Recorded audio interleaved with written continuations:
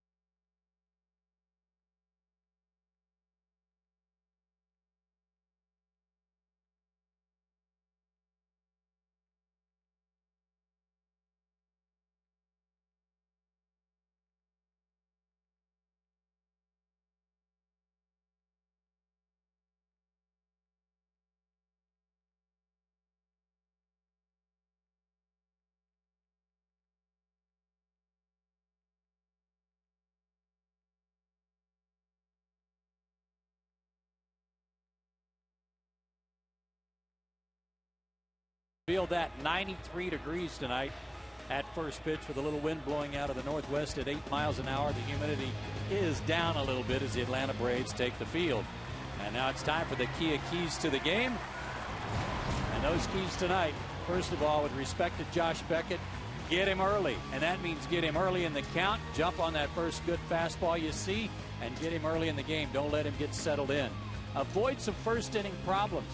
Jair Jurgens ran into first inning problems his last time out last Saturday in Boston. Gave up 3 runs. They were all unearned, so that means no room for mistakes tonight. Not the way Josh Beckett has been pitching against Atlanta in recent starts.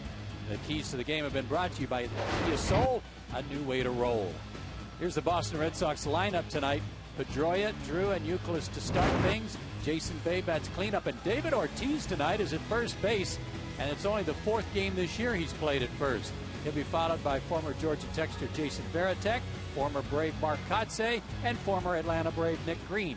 Josh Beckett, the pitcher, bats 9th. On the mound for Atlanta is Jair Jurgens. He makes his 16th start of the year. He's 5-5 at an outstanding ERA of 2.89. His last start, a no decision in Boston. I said Saturday, it was actually Sunday in that game that Nick Green hit the home run to win it in the 9th.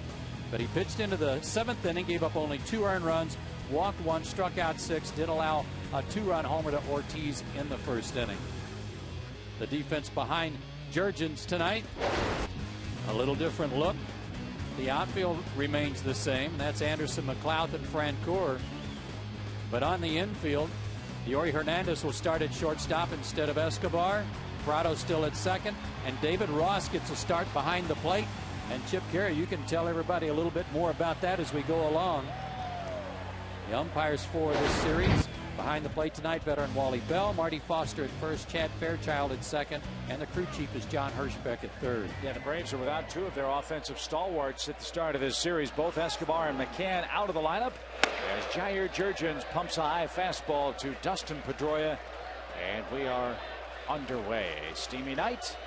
Let's see if the Braves bats can be as hot as the weather. Need to get going against these Red Sox. Atlanta a 2-2 homestand. Pedroia pops it up. Ross gives chase near the screen. Will run out of room, and he tried to reach over. And no such luck. 1 ball, 1 strike. Ross in there because Brian McCann's been suffering through some dizzy spells the last 2 days. Went to see a doctor today. Is in uniform, we understand. I asked Bobby Cox shortly before the start of game time tonight, could Brian pinch hit? And he said, I think so, but I don't know. That's certainly not good news, as McCann has been the Braves' best hitter the last month. Yeah, and you know how frustrated he gets, especially when he felt like he was on track, and has been since that DL stint because of the problems with his vision. 2 balls and a strike. Pedroia chops to Chipper, and on the grass, 1 out.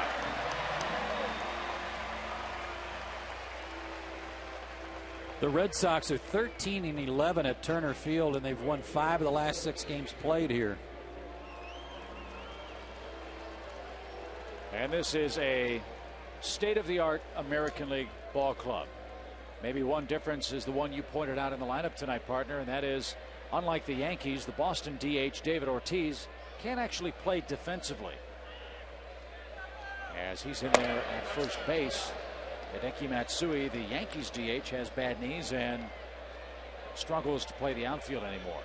Jacoby Ellsbury banged up an elbow in Washington, so Kotze's got to play center, and that leaves first base open. Mike Lowell still battling some problems with his hip, so Youkilis has to play third, and that left first base open for Ortiz, who did not play any games at first base last year. Tonight is only the 4th game this year. And has been swinging a very, very hot bat. And no surprise, the Red Sox have taken off since Ortiz has started hitting. J.D. Drew pops it foul, out of play, 1 ball and 2 strikes. One other thing about this Red Sox club, they really do have a lot of interchangeable parts.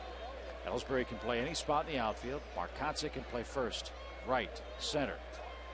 Ortiz can DH and play first. Youkilis can play first and third. Gives Terry Francona an awful lot of options as Drew looks at a called third strike. 2 up, 2 down. Braves pitch J.D. Drew tough in Boston. He only went 2 for 10 against them. And a good start here with a 2-seam fastball that came back beautifully. No complaints there. Shouldn't be.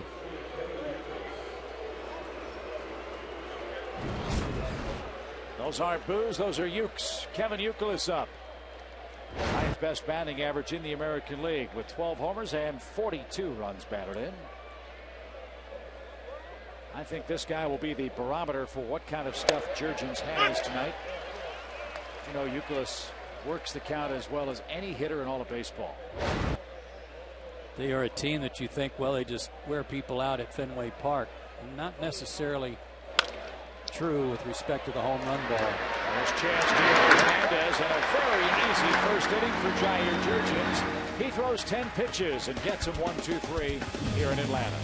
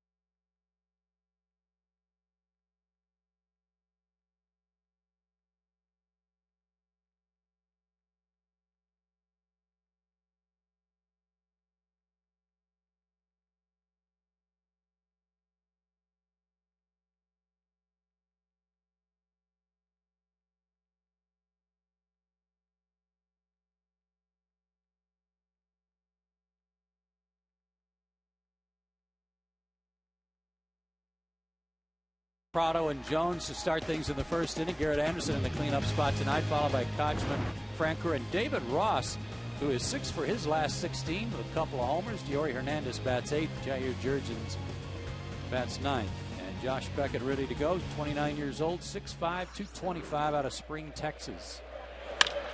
First pitch of the game is hammered to left. And Jason Bay makes a leaping catch on the warning track. A little bit deeper to play in left for Jason Bay than in front of the Green Monster at Fenway Park. I was just thinking about the tough luck for Nate McLeod. If this was in Boston, this might have been a first pitch double. Remember, he hit the first pitch of the series in Boston for a home run. Well, you said that's the key to Beckett. Get him early, either in the count or in the game. A .239 average against him. He has given up 7 homers. 4-3 on the road. He's won 6 of his last 7 decisions overall this year. Martin Prado getting the start at second base tonight as Kelly Johnson's June swoon continues. Kelly just 9 for his last 68 at the plate, while Martin Prado has 7 hits in his last 11 at bats.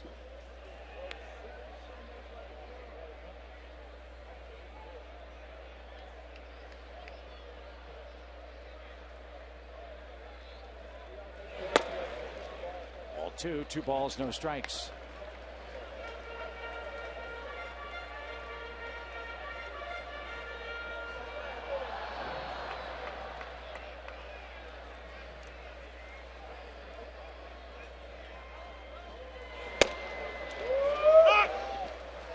Josh Beckett lost 2 of his first 5 starts this year, and his April ERA reflects that, but you might say it's improved since then. Yeah.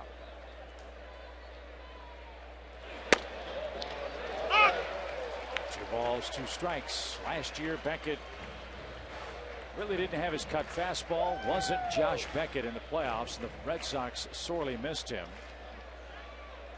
But he is back indeed with a vengeance, and not surprisingly, Boston atop the American League East because their ace is pitching like one. Pedroia's first chance of the night is handled cleanly. Ortiz no trouble at the first base bag, and 2 are out for Chipper. I asked about Josh Beckett tonight with respect to his fastball. I was curious about it if it had a little hop on it, and yes, it does when he throws a 4-seamer.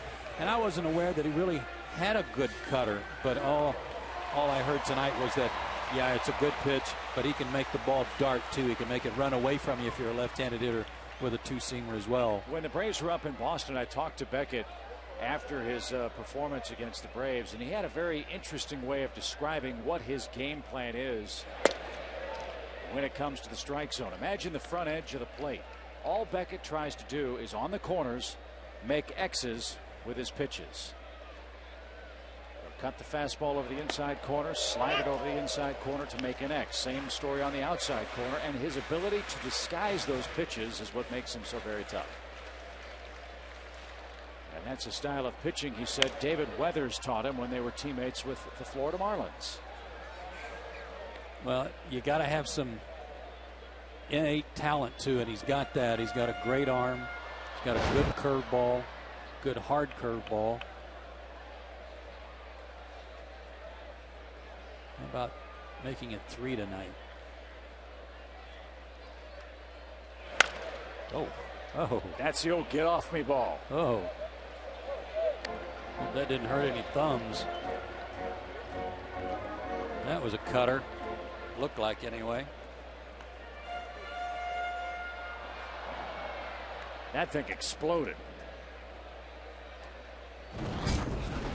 Watch Chipper's reaction here as this ball actually was tailing back a little bit.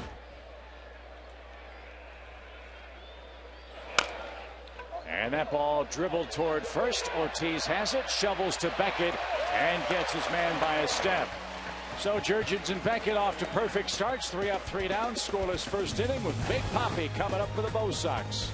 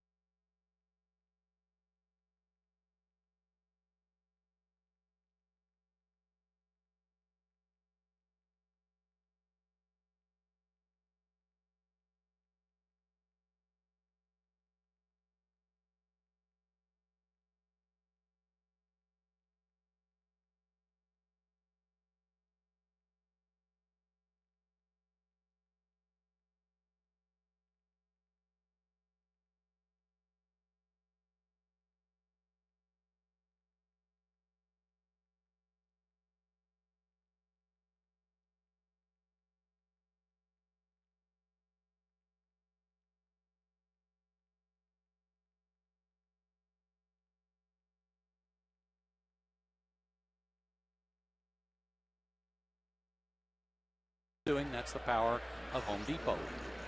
Jason Bay starts things off for Boston. Had a good series against the Washington Nationals. Bay had 5 hits, a homer, 3 RBIs in 13 at bats. Washington in all 3 of those games against Boston, not surprisingly, set attendance records at New Nationals Park. And the Red Sox Nation out in force tonight in Atlanta. Standing room only tonight and tomorrow here at Turner Field.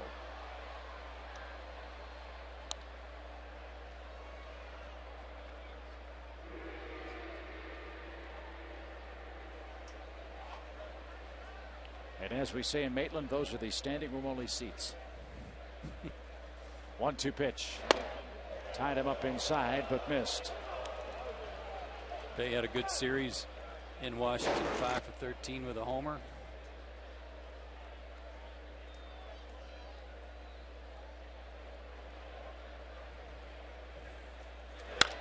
And hits a mile-high fly ball to left. Garrett Anderson, though, will have room. That might be a home run at Fenway Park. Not here in Atlanta. A routine fly out. 4 up, 4 down for Jurgens.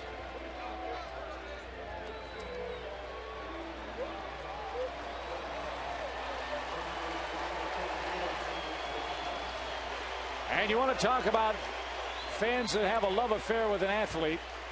Listen to the cheer for David Ortiz.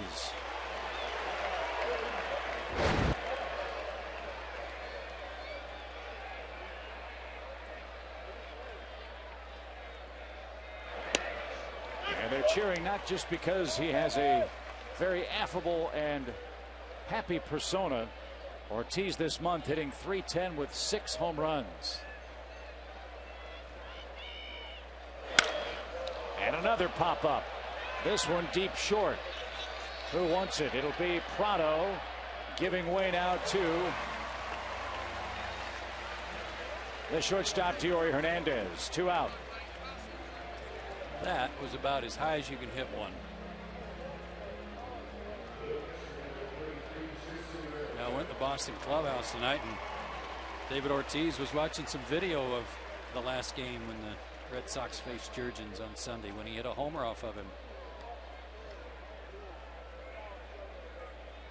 Big Papi shaking his head as Jurgens retires him. 5 up, 5 down now for Jason Varitek. Already 11 home runs for the Red Sox captain. And a batting average at .232. More quality at bats for Varitek this year, especially from the left side, says Dave Magadan, the Boston hitting coach. Who's not in uniform tonight or on the bench. He got kicked out by Bob Davidson up in Washington, has to serve a 1-game suspension. So, Dave, hope you're enjoying the broadcast tonight. We'll see you tomorrow. Room service is good. Yeah.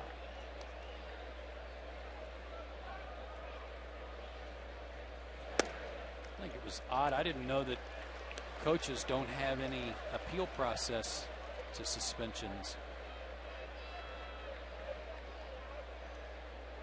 I mean, Magadan said he didn't curse at Bob Davison, just said, let's play the game. Bob tossed him. As Varitek coaches the first walk of the game with 2 men out, and Mark Kotze, the hitter. This happens to Jair on numerous occasions, and it's hard to figure. He'll be cruising along and throwing strikes, and then 4 straight to a hitter, and doesn't have to be a guy that's batting third or cleanup. It could be in the bottom of the order. It makes you scratch your head and wonder what just happened. Mark Kotze, a former Brave, fists one to Chipper Jones, who handles a sinking line drive. The walk to Varitek does no damage, and we move along to the bottom of our second inning with no score.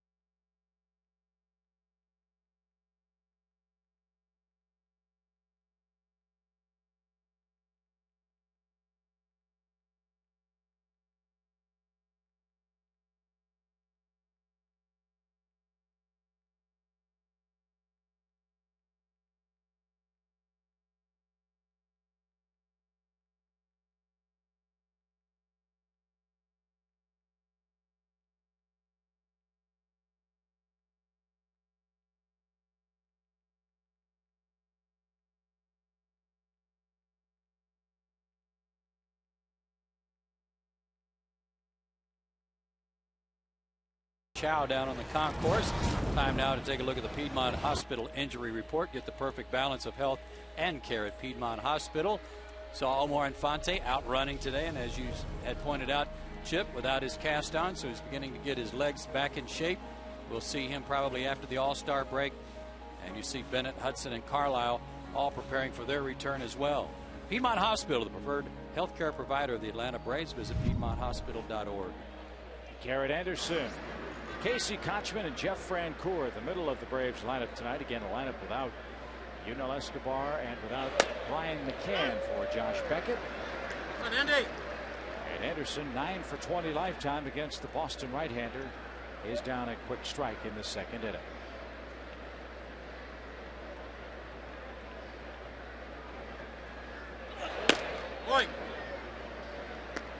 Beckett's working on a string of 17 scoreless innings against Atlanta,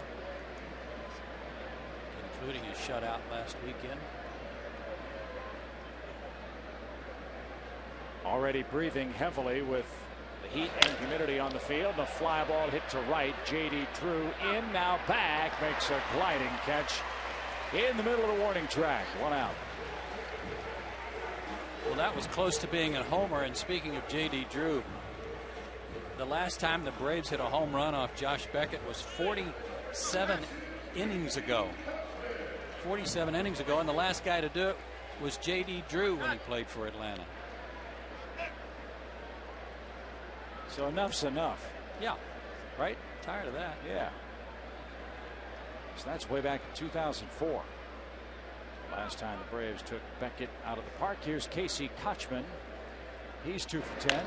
And he lines a shot into left field. That's the first Atlanta hit and runner of the night. Guys really being aggressive early in the count too, Chip. That was a first pitch swing. Bob went after the first pitch and hit the ball hard, but couldn't get it over base head. Good piece of hitting here by Casey. Well, Jeff Francoeur bats now, and slowly but surely Jeff's starting to put together some not only quality at bats, but quality at bats in back-to-back games. Jeff with 6 hits in his last 16 games, 2 or more hits in 3 of the last 4 Atlanta games. 6 in his last 16 at bats. Yeah.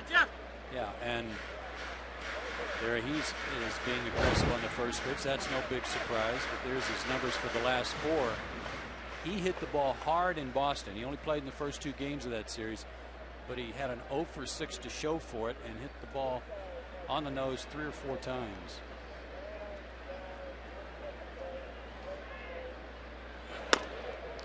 Tied, even the count, 1 ball, 1 strike.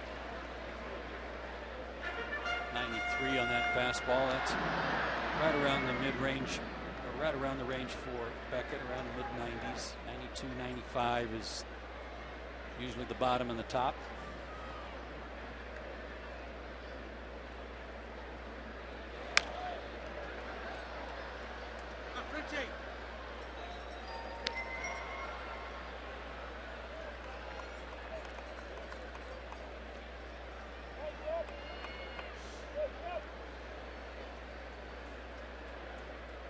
Beckett with 10 or more wins 4 consecutive seasons.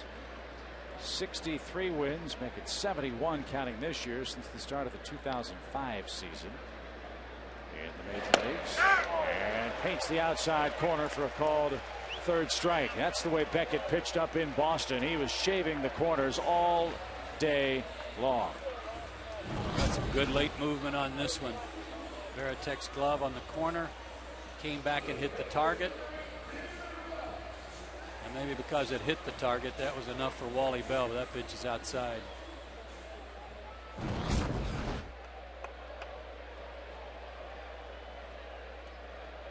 So 1 on, 2 out for David Ross, who has a 3-game hit streak into tonight's play. And he's right on Beckett's fastball. First pitch swinging, had a good hack, good fastball hitter. It really is, though, pick your poison with Beckett. You can either swing and be down a strike, or you can take a strike. Obviously, you can't hit the ball if you don't swing the bat. Well, Terry Pendleton's suggestion was don't wait for a breaking ball. If you get a first pitch fastball to hit, go after it. Same pitch as was called a strike on Francoeur.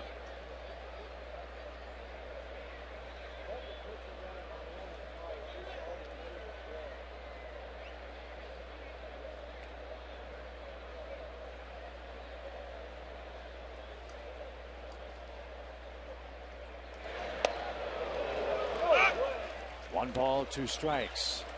From 94 to 76 with the curveball. Andy threw it right at him to cause him to flinch a little bit.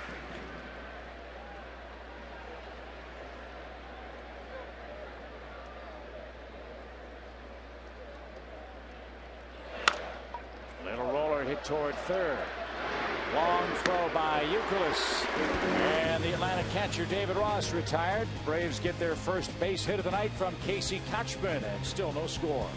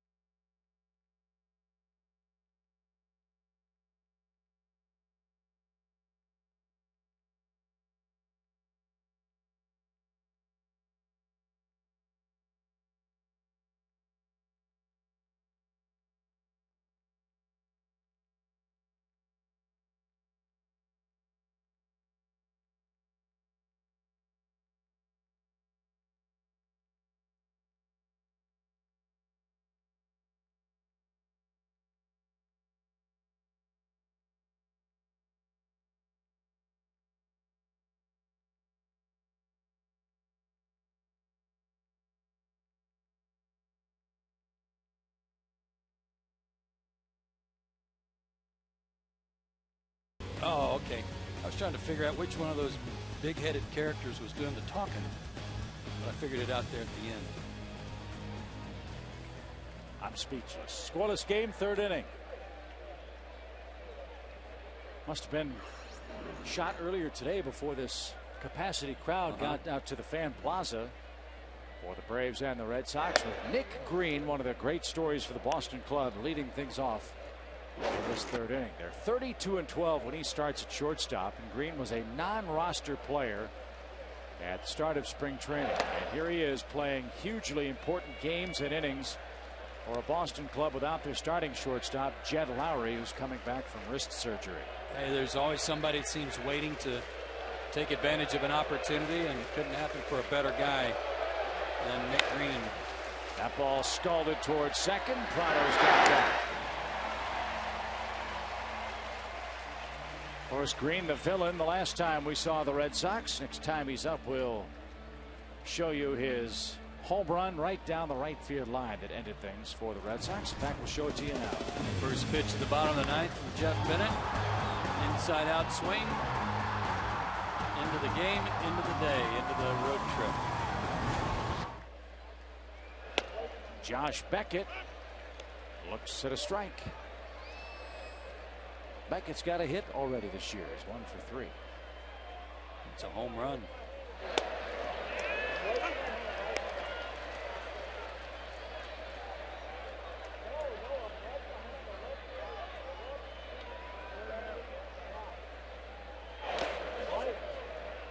One ball, 2 strikes.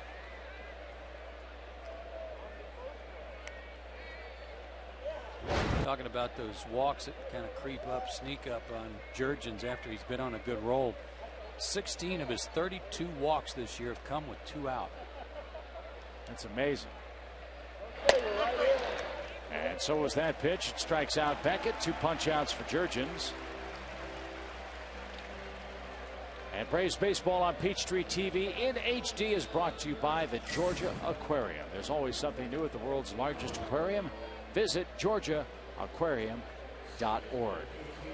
Beautiful place. I have not been to the aquarium in a couple of years. Do they have moray eels? Yes, they do. Okay. I got to go there. I like moray eels. Strike to Pedroia, 0-1. Scary critters. Yes. Big teeth. Yes.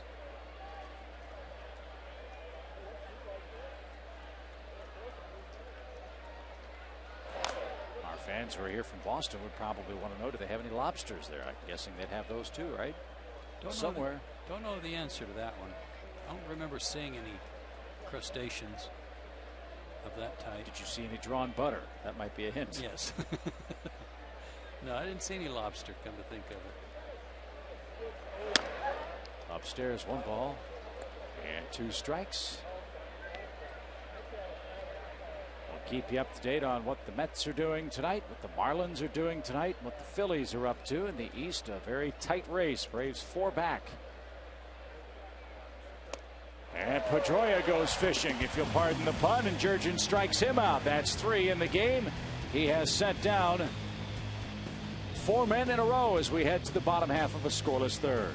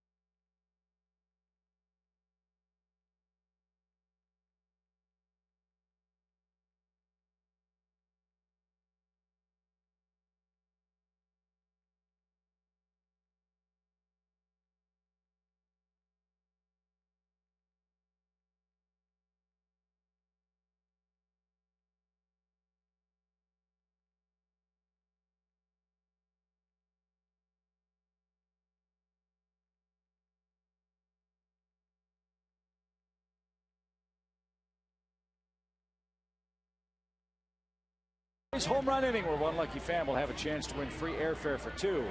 If the Braves hit a homer this inning, visit PeachtreeTV.com/Braves for the official rules and enter for your chance to win. AirTran Airways, go. There's nothing stopping you. And that is outstanding production. Glenn Diamond and the crew knew when to cue the jet. That promotional read. Fly ball by Hernandez, deep left center field, off the warning track, off the wall, and he will double to start the Atlanta third.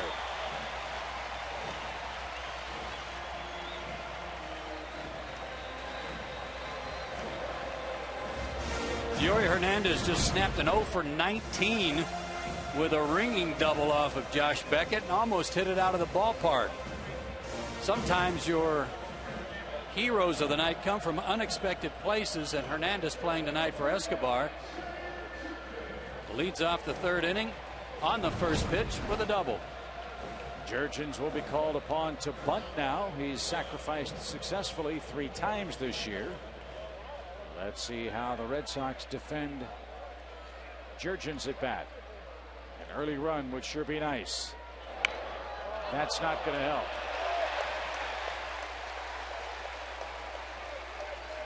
We talked about it all the time in the Yankee series. Little things mean a lot when you play the good teams. Well, and part of the key of keys tonight was no mistakes. That applies to offensive mistakes too. Kind of punched at it. He didn't hold the bat level to the strike zone and kind of took the bat to the ball instead of letting the ball come to the bat. So Jurgens can't help himself. McLeod will try to pick him up. He chased Bay to the warning track his first time up on the very first pitch of tonight's game. Wicked pitch. A called strike. There's a cut fastball.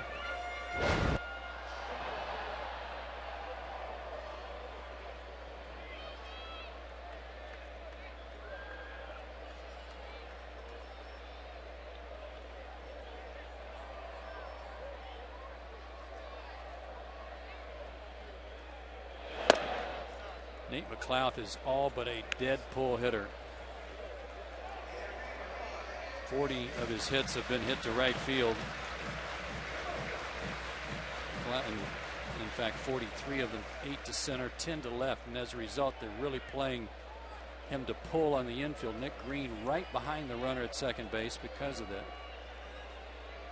No chance for Hernandez to get a big lead. Dangerous pitch off the plate. McLeod tried to serve that between Green and Youkilis. He has a lot of territory on that infield if he can make contact. He took a ball for a 2-1 count now.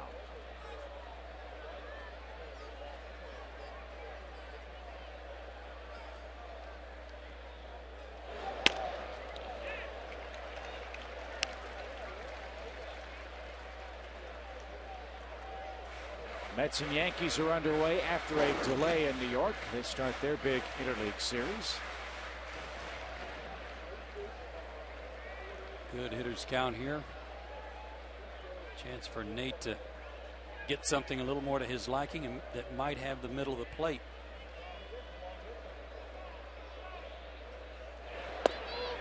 Slow curve fills up the count. Man, oh man. If he's willing to throw his curveball 3-1 and throw it for a strike, look out. 30 pitches, 21 strikes for Beckett so far in the game. That extra day's rest, I thought he might be a little bit amped up and might be a little high or a little wild with his fastball. Not so.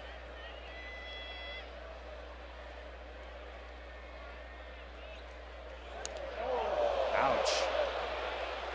Beckett held on to that one extra tight, didn't he? A 3-2 hit by pitch has him at first and second with one out.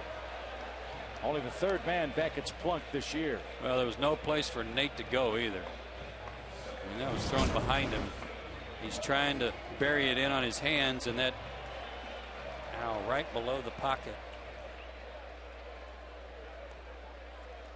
Nate might have to put the wallet on the other side after the game. No kidding. Ouch. Here's Prado. Martinez grounded out to second tonight.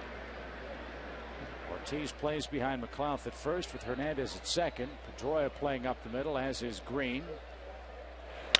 And a ground ball hit to the right side. Pedroia fires to Green for one. And on the way by, McLeod might have gotten a piece of Nick Green. Would have been very tough to turn that double play. It was slow developing, but McLeod made sure for the second out. Well, ball players have a way of getting even that don't include charging the mound. A little quick kick to the knee there by McLeod. Certainly took any thoughts Nick Green had of throwing the ball to first base for a possible double play. After getting hit by a pitch, Nick Green gets hit in the knee.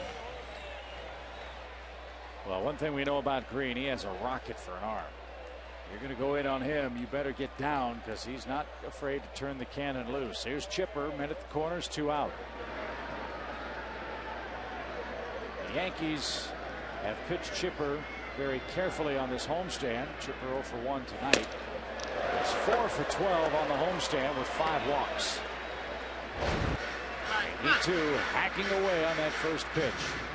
The only time the Braves had Beckett in any trouble was the 8th inning in Boston, and they got a couple of hits in the lower part of the order. And then he gets a 1-6-3 double play from Francoeur.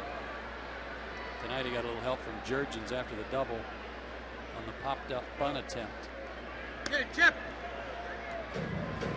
Chipper 8 for 14 with 2 out and runners in scoring position.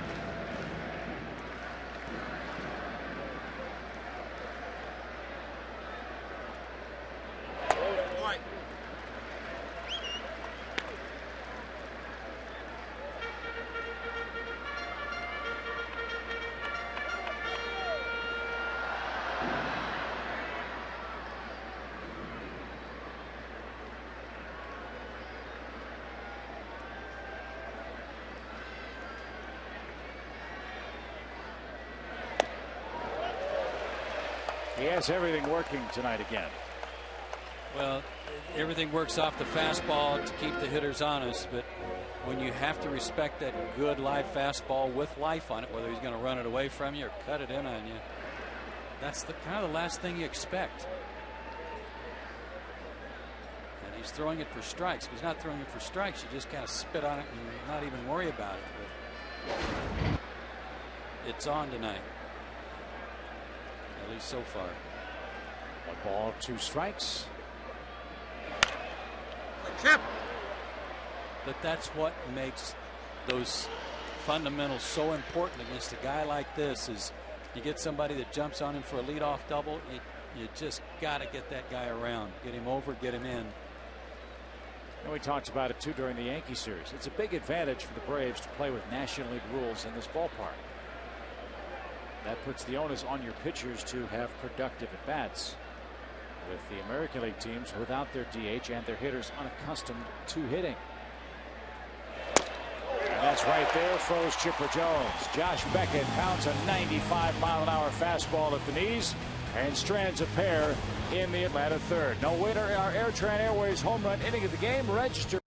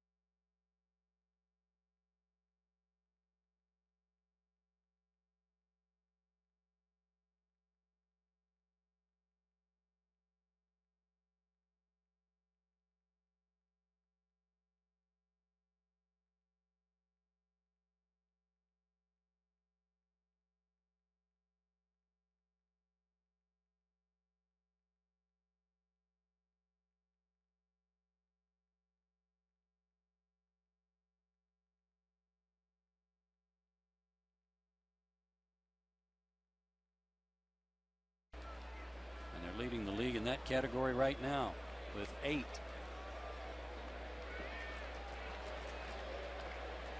I have to go way back on that one. Yeah. It said Braves, right? Did it say Atlanta Braves, Milwaukee Braves, Boston Braves, or just Braves? Because we know that Hal is a stickler for the specifics. Oh, Atlanta Braves. Okay. JD Drew, the batter, grounds past Kochman. And JD Drew aboard with the first Boston hit of the game. And Kevin Youkilis, the batter.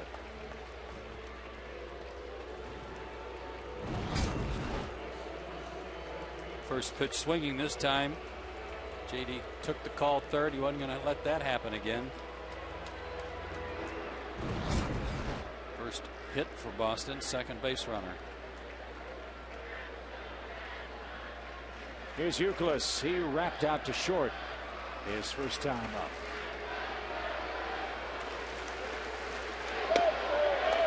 Right through there for a called strike.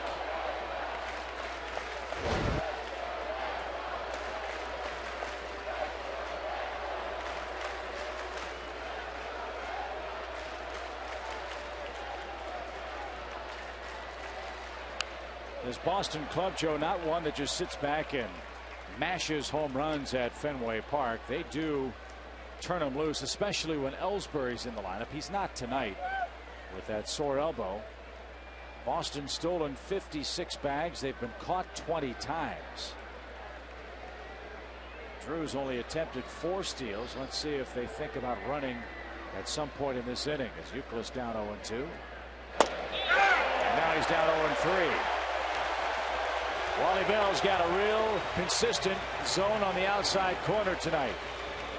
Well, we've got 2 pitchers who are very consistent in firing that fastball to that spot too.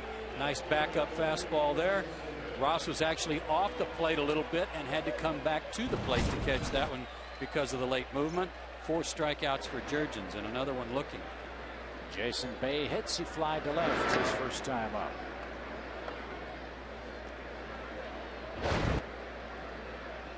.56 stolen bases. Is that what you said for the Red Sox? And 23 for Atlanta. The Yankees too are a club that runs. And it's surprising, in the old days in the American League, you never ran. You sat back and waited for 3-run homers. That's changing now.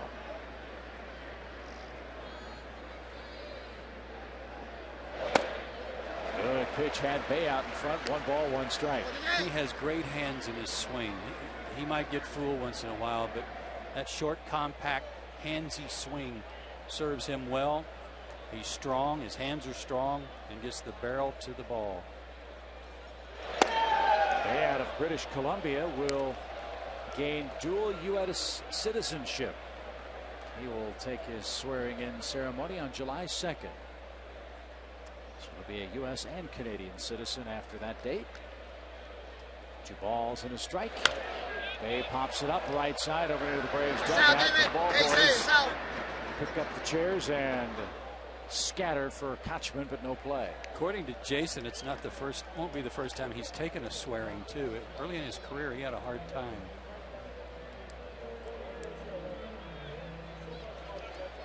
Be a free agent at the end of the year, and he'll be able to call his own shots on that one. He'll be much in demand. And the Red Sox probably at the top of the list. 2 balls, 2 strikes. Again fouled to the right side and out of play. I wonder who will get the bigger contract, Jason Bay or Matt Holliday.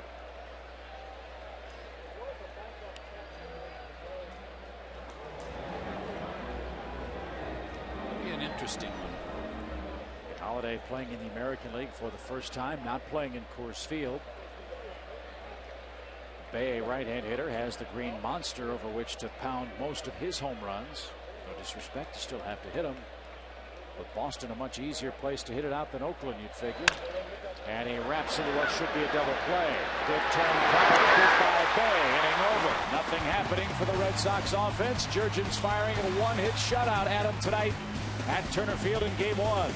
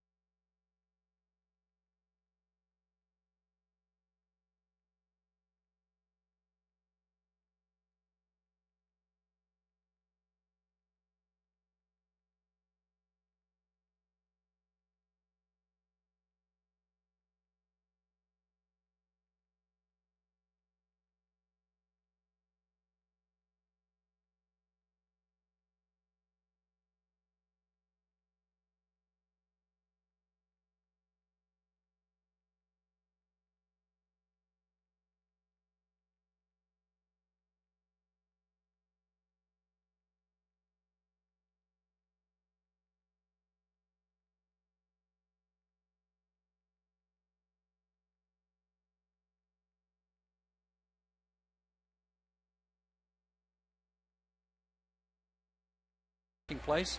And I don't blame him, because we got a good ball game going on. When was the last time the Braves led the National League and most times being shut out? The answer to our Toyota Tacoma trivia question, I said 1991. Ooh, wrong. Ouch. 1988. You get shut out 10% of your games, you're going to lose about 106 games, right? Yeah. Thanks, Al. Garrett Anderson, the batter, he flied out to right his first time up. By the way, it was great to see that traffic shot outside the ballpark just a few moments ago. From what we understand, there was an RV that was stuck right in the middle of the downtown connector, stalled this afternoon before game time, leading to some massive traffic. They were not stalled. I keep telling people. They were tailgating. Oh. They must have been from Boston. Red Sox fans. Yeah. All that smoke you saw. Yeah. Had some brats out there. They were going to town. Now, if my dad were here. Oh, the fun-loving guys at the DOT took forever to clear that traffic jam. Traffic moving smoothly, and Anderson smoothly into first with his first base hit of the game. Braves are getting their knocks against Beckett. Let's see if they can move him around now. That's twice they've had the leadoff man on. Well, let's see if maybe we try the Angels connection here. Hit and run. Mike Scioscia ball. Mike Scioscia's the kind of manager that'll fine you if you don't try to go first or third on a base hit. Yeah. Mike Scioscia's the kind of manager that's got to be real happy with his club. They're only a half game out of first all of a sudden. They're going to be tough to beat, and they get and keep everybody healthy. Good team. Casey Kochman bats and looks at a strike, and keeping that team healthy. The biggest issue has been their rotation. It's been injury riddled all year, and they've got most of those guys back. But Kelvin Escobar, more shoulder problems for them. That's not going to help their cause. Did you hear about Brandon Webb of the Diamondbacks? Doesn't sound like good news. He's going to get a couple of extra opinions on his shoulder, and one of them from Dr. Andrews in Birmingham. I think he might have a labrum issue that could require surgery and miss the year. The other big issue for the Diamondbacks is they've got an option on his contract for next year. Line, base hit left field. Kochman. That's on an 0-2 pitch. This is one of those swings that we talked about at the beginning of the year that Terry Pendleton couldn't describe. He said it's like he bends his knees to get down to the level of the pitch. He gets low and his head's down there, and watch how he just kind of goes down and through this pitch, way out away from him. But the ball, the bat's coming through at almost the same level as the height of the pitch, which is very odd. He reminds me of Sid Green. I don't know why, but he just does. The way he swings the bat. And the Angel connection aboard now. First and second, nobody out for Francoeur. Kochman's hit assortment: 23 to left, 16 to center, 17 to right. More hits the other way. That might be a good lesson for Francoeur here, who took a called third strike his first time up. 1 ball, no strikes. Back to Webb. $8.5 million option for the Diamondbacks to retain him next year if he has surgery or not, or pay him $2 million to walk away from the deal. It's going to be a tough bullet to bite right there. You bet. 1-0 count. Breaking ball evens it up. His fastball's been good tonight, but it hasn't been as good as that curveball because of the way he's used it. I think that's why he got Chipper to end the third inning. Got him looking on a fastball, and he had thrown him a good curveball earlier in the at-bat and got Chipper looking for it. Will he double up on it? Nope.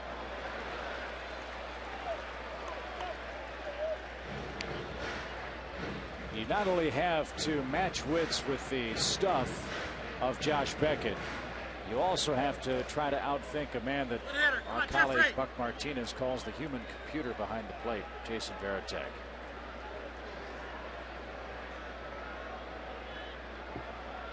He sets up hitters as well as anybody in all of baseball. You almost never see the Red Sox shake anybody off, do you?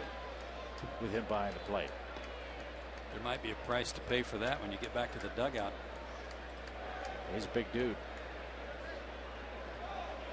Good defensive swing there by Jeff to fight that good pitch off. Good pitcher's pitch, and see another one here. Struck him out looking on the outside corner first time. This time it's a slider away, and Jeff missed that. He's 0 for 2. No advance by Anderson or by Kochman. Now David Ross hits. Late setup by Varitek, but a slider thrown in an absolutely perfect place. It never was a strike, but because it was disguised, the slider kind of looks like a fastball coming out of the hand.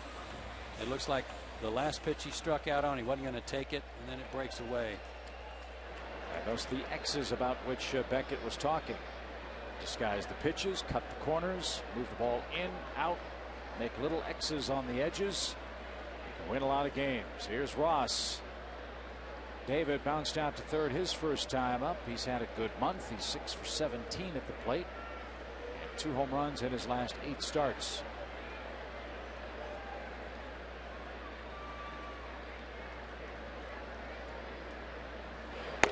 And Brian McCann not starting for Atlanta again tonight because of dizzy spells.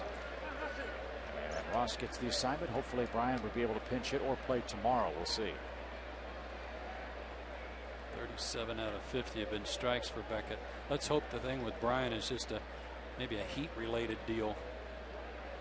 Hey, you start hearing dizzy, you start thinking vertigo or inner ear problem, and that's scary stuff. Boy, come on, kid. So we don't know the severity of it, but dizzy spells fell McCann for tonight at least. Yes. It's teed up for you. I was just thinking how dizzy means a whole different thing to me.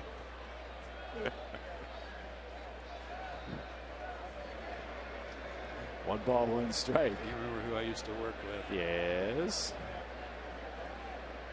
Boy. Downstairs. Josh Beckett's a big guy. He's 6'5". He's listed in the book at 222. I'd say he's probably around 230. He's got big, strong legs and hips, and he's never had any arm trouble to speak of. And you got to figure it's a little Nolan Ryan-like in that he uses his lower body so well, takes a lot of pressure off his arm. You think Tom Seaver, that drop and drive style that he had with the Mets, how big and strong he was? Well, he's got calves like John Shambi. Yeah. The Brahma Bulls are not calves. Yes, that's right. Or so I've been told. 2 balls and a strike. Oh boy, like to have that one back.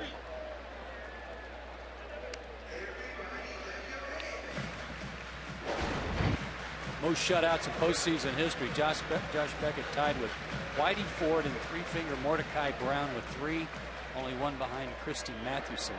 That's what was interesting about the shutout of Atlanta last weekend, was that was only the 3rd one he's had in regular season total, and yet 3 in the postseason. That's pretty good company, though. I would say. How ironic is it that Mordecai Brown had 3 shutouts? Good thinking.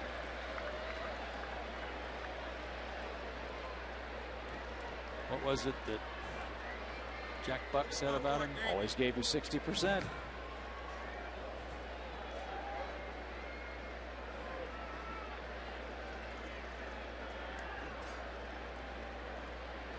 Three balls, 2 strikes. Popped up. Pedroia tried to deke Garrett Anderson, and J.D. Drew handles cleanly in right. 2 on, 2 out now. Boy, you get the leadoff guy on against Beckett, you've got to try to cash that in. So far, the Braves have been unable to move in Diori Hernandez or Garrett Anderson. Now Diori bats with 2 on, 2 out.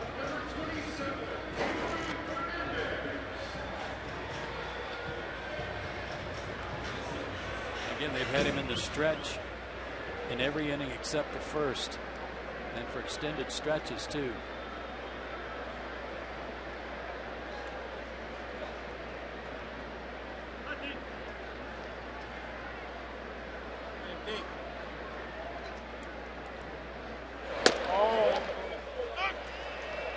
No balls and 1 strike. Phillies are losing in Toronto tonight. Mets are losing to the Yankees tonight.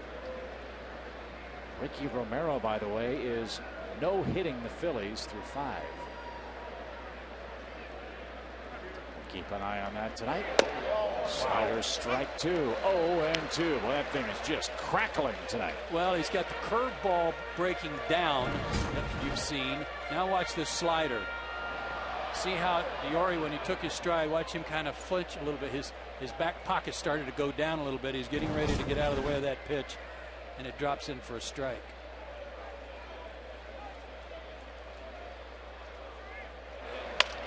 Ground ball to the right side. Pedroia's got it. And Josh Beckett gives up hits to the first 2 batters of the 4th inning, and they move nary a muscle.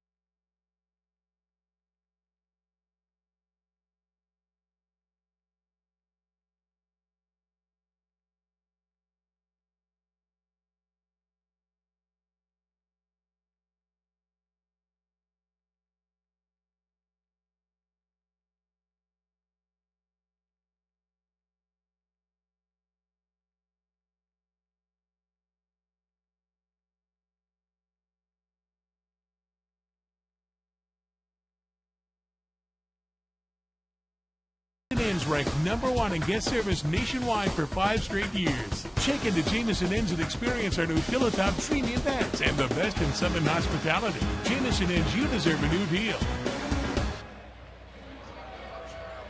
It's beautiful baseball night in Atlanta. Here on the 26th of June.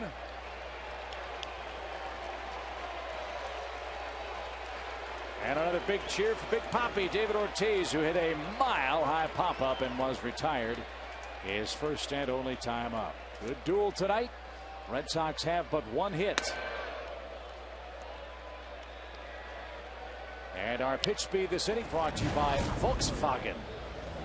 Visit your Atlanta area Volkswagen dealer today or online at AtlantaVW.com.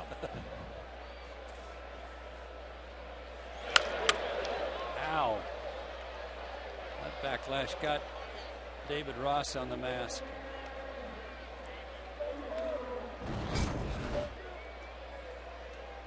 Top end comes off and dinged him on the side of the head. And look at Ortiz's reaction. He heard it. He knew it. And he unloads. Deep right field. Big Papi has put the Red Sox in front. Wow.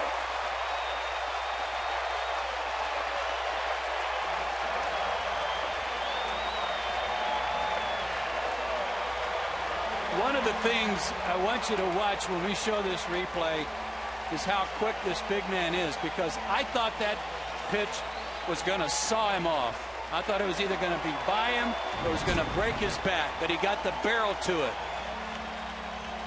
My goodness. And in the first 2 months, partner, he could not do that. He was a classic in-between hitter. He's right on it now. He had to bend his right arm a little bit to help shorten that stroke. So his front arm was bent, but he still got the top hand working. And that was ripped. And now Jason Varitek squibs a ball to Chipper Jones. And he's out number 1. And this sort of sums up the way the year has gone for Jurgens. He'll pitch brilliantly. He'll make one mistake. And he'll trail in the game. Watch it get on this swing and watch this front arm, how it has to bend a little bit. He can't get full extension. And he has the shoulder pull out of the way. And that front arm is bent. And my goodness, the hips fly. Little leverage. And that ball was shellacked. I can't believe he got the barrel on that ball. And that wasn't a cheap home run. That was what, 35, 40 feet into the Braves bullpen? It was that far up. It didn't go in the pen. I think it actually landed in the seats, but a good 15 rows up. Yeah. Ooh. So 7 home runs this month for Ortiz, who on this road trip went over the 1,000 RBI mark for the Red Sox. And a base hit by former Brave Mark Kotsay puts him on with 1 out.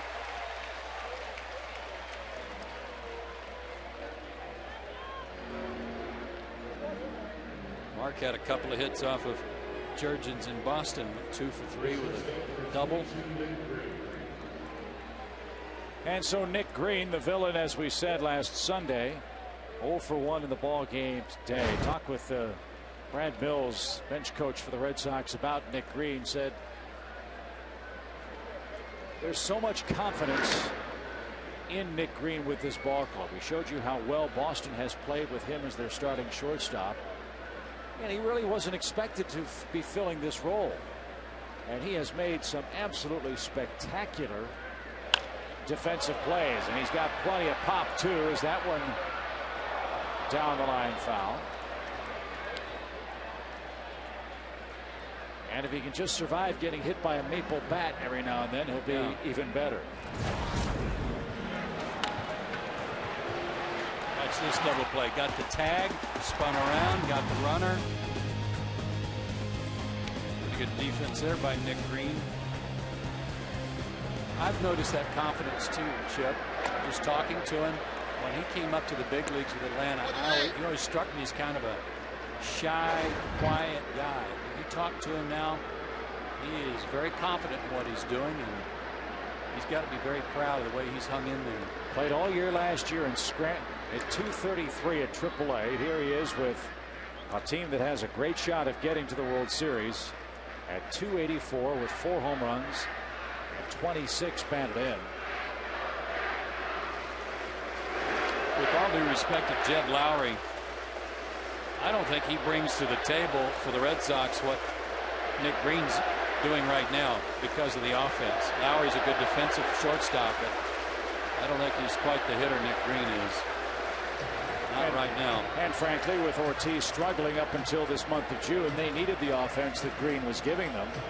Lowry, though, is a state-of-the-art defensive guy. I don't believe he's committed an error at shortstop in the big league. So they certainly, at least in regular season play, certainly a welcome Lowry back, who's down at AAA right now. Julio Lugo in your picture there has been limited to a backup role. Pretty good pitch there.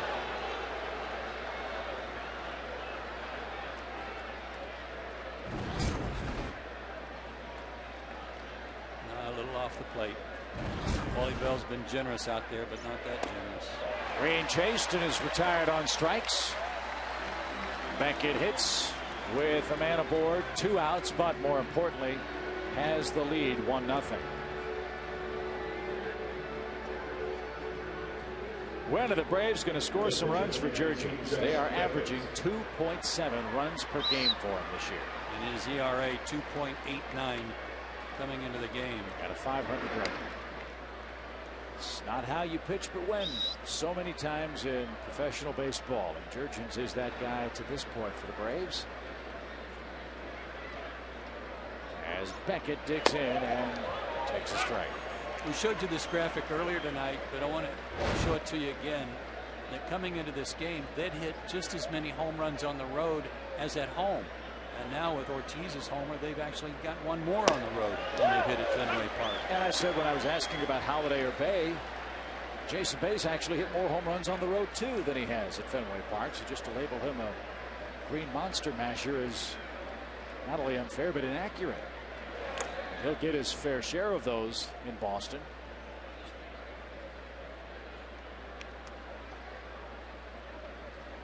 But you think about guys like Drew and Youkilis and Lowell and Bay and Ortiz. Marcotte can run into one every now and then. These are accomplished major league hitters. They can hit it out any place. And Ortiz has tonight. Ball too high.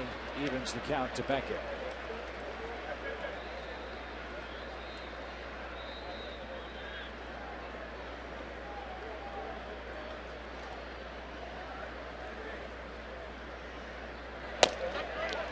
Strike three over the outside corner. That's 6 for Jurgens. But a leadoff home run from David Ortiz, his 8th of the year. Beautiful piece of hitting and a real bad result for Jurgens and the Braves.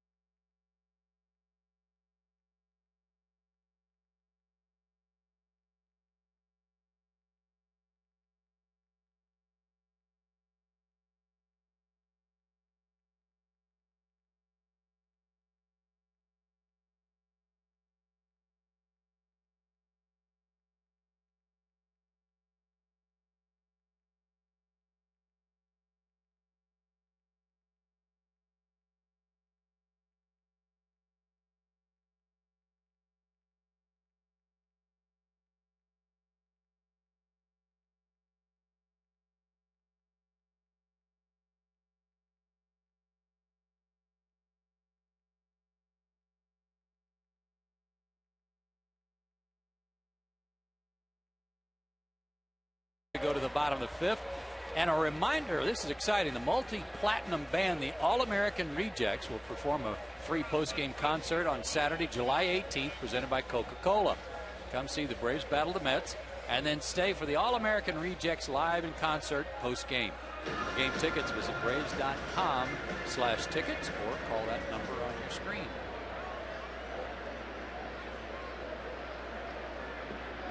Well, let's see if Jurgens can get things started for the Braves. Zipping right along, 1-0 Boston, and Beckett on a big poppy home run. Jurgens given up 5 home runs, make it 6 home runs for the year, 2 to Ortiz. You know, keeping with the All-American Rejects, one of their great hits is titled "It Ends Tonight."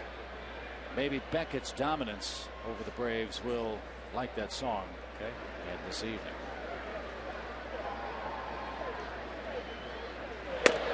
How's that go? On Wikipedia, I don't know the band. You just pull that right I just out know of that thin Tyson air. Ritter, Nick Wheeler, Mike Kennerty, and Chris Gaylor are going to be at the ballpark. They're the band members. 3 balls and a strike. All-American Rejects, so named by their teachers. Not surprisingly, they're from Stillwater, Oklahoma. No. Yeah. That is not surprising. I just couldn't resist that. Right? So that's what it says. Well, yeah. Not at all surprising. Good group to be sure, and they probably got their start at Eskimo Joe's.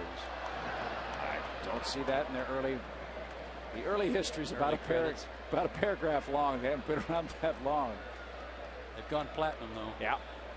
They didn't just get their hair bleached. 3-2 is popped up right side. Ortiz. Beckett's over there with it. And neither can come up.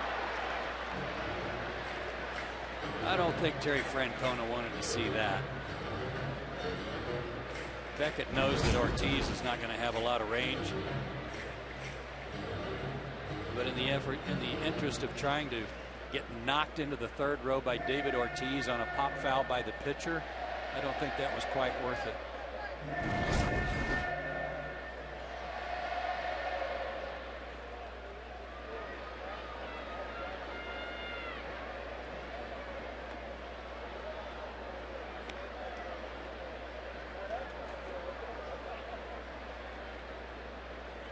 Full count to Jurgens. And a good battle continues here in our 5th inning. Love it. Run the pitch count up on him a little bit by just continuing to foul off those fastballs. Make him throw a curveball and maybe he'll miss with it.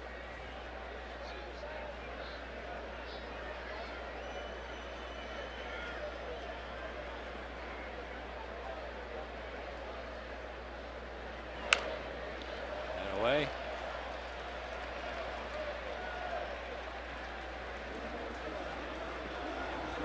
It only took Beckett 94 pitches to win last time against Atlanta. It's taken him at least 9 pitches to finish off this at bat with Jurgens. We like to say dispatch. Dispatch? Yeah, dispatch the pitcher. Well, no, he's not going to dispatch him here. Walking. Or, as the All-American rejects say, move along. That's another one of their big hits. I could sing you a medley of their hit if you want. Okay. Move along. That's it. There you go. 1 out. Well, if you're from Stillwater, it would be move. Oh, very good.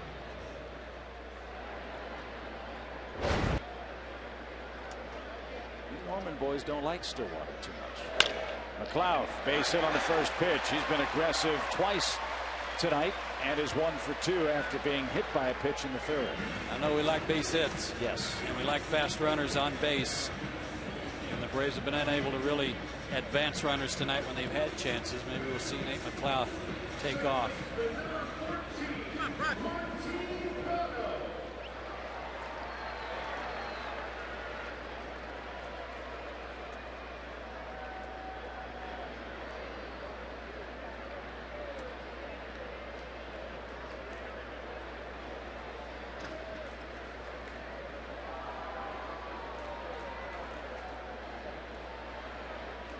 Step out. Whoa. High tight to Prado. Let's take a look at who's on deck for the Braves. It's brought to you by Mercedes-Benz, located on the web at MBUSA.com.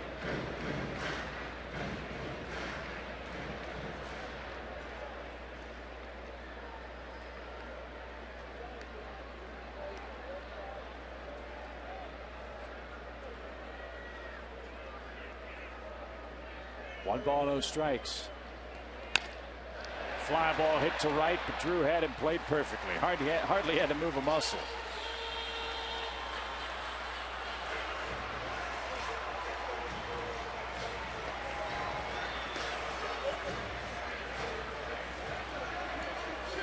Here's Chipper, 0 for 2. Jason Varitek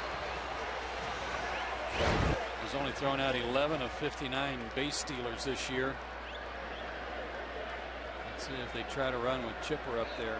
Yeah, if you get thrown out, you lead off the 6th with Chipper. If you make it, Chipper has an RBI chance. Not moving. Ball 1. I'd say you'd be more prone to run him here in the event they pitch around Chipper if Brian McCann is on deck.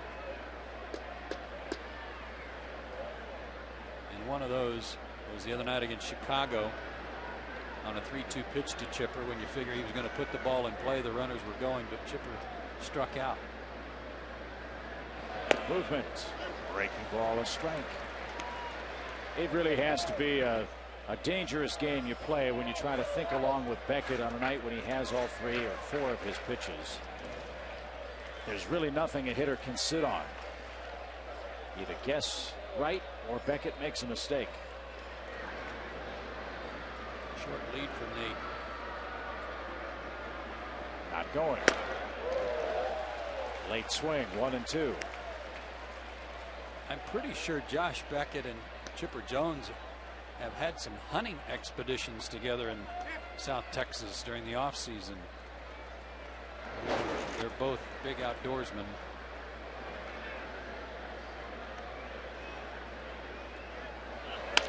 Defensive swing, rolled toward Green at short. He'll go the long way to first, and that's in plenty of time. Atlanta picks up its 5th hit, but they have left 4 men on base and trail the Red Sox. And that man in blue, Josh Beckett, tonight.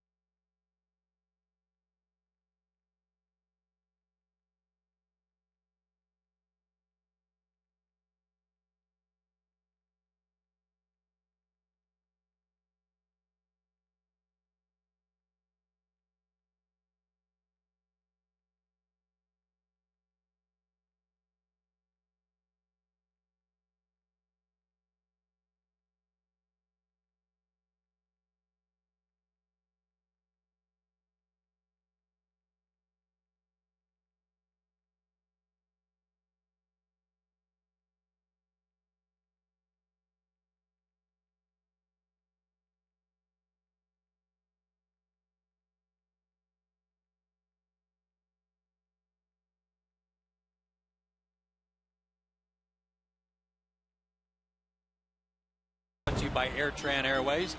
Go, there's nothing stopping you. Or how about coming to the ballpark? We got some big games coming up. 2 more with the Red Sox tomorrow on the National Fox broadcast. First pitch 4:10. Fox Sports South. John Shambi and I will have the game on Sunday. Off day Monday. Then the Phillies come to town. And right now you want to play the Phillies in Philadelphia. You don't want to see them on the road. They have had a dreadful time winning anywhere of late, but especially in their home ballpark. So we'll see what the Phillies have in store next week. But first things first, 2 more with the Red Sox, and Dustin Pedroia starts it off. This little guy has become, for lack of a better way of putting it, the mascot of this Red Sox team. A little horse, they call him, Caballito. Well, he better start hitting or he's going to be the Burrow. Yeah, has had a rough month of June, hitting .207 coming into play, including a stretch of 2 hits and 28 at bats. Was 1 for 12 against Atlanta and Boston. 0 for 2 tonight. Chopped off the plate. Tough play. Hernandez can't make it. It's under his glove. Pedroia didn't pick up the ball. Now it's into shallow left field. No one backs up that play. And Pedroia takes an extra 90 feet. That was a big tweener. When it came to the chopper, it's over Chipper's head. He was going to have to give ground to catch the ball and not be in a good position to throw, so he gave way to Hernandez, who didn't glove it, and then the Greens were really holding there.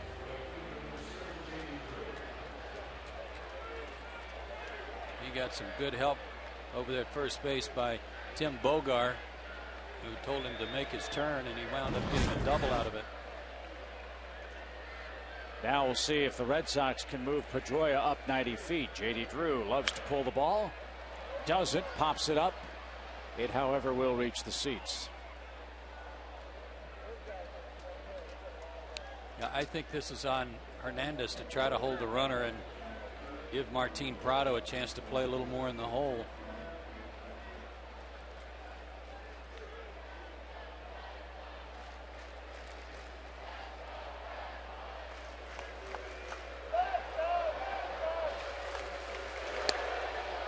That's a little high to J.D. Drew out of Hahira, Georgia.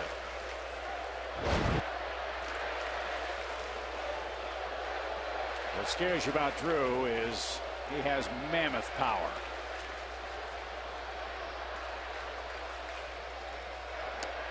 Good breaking ball. Let's show you that play again, and what I want you to see is Garrett Anderson out in left field. He's got to back this play up, but he never got his hands off his knees. He's watching this play and never moved until after the ball got past the infielders. Instincts will tell you that a ball, even bouncing that way, you're kind of coming in a little bit, or you're anticipating the ball maybe coming your way.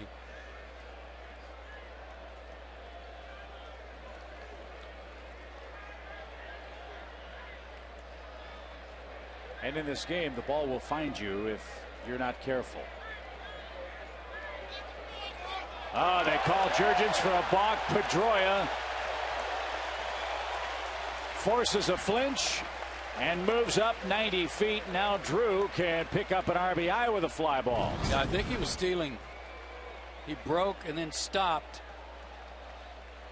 I still didn't see the flinch. Wally Bell saw it too. Upper body turned a little bit. No dispute from Jair. Infield in for Drew, and what a stop by Ross. That was most fortunate.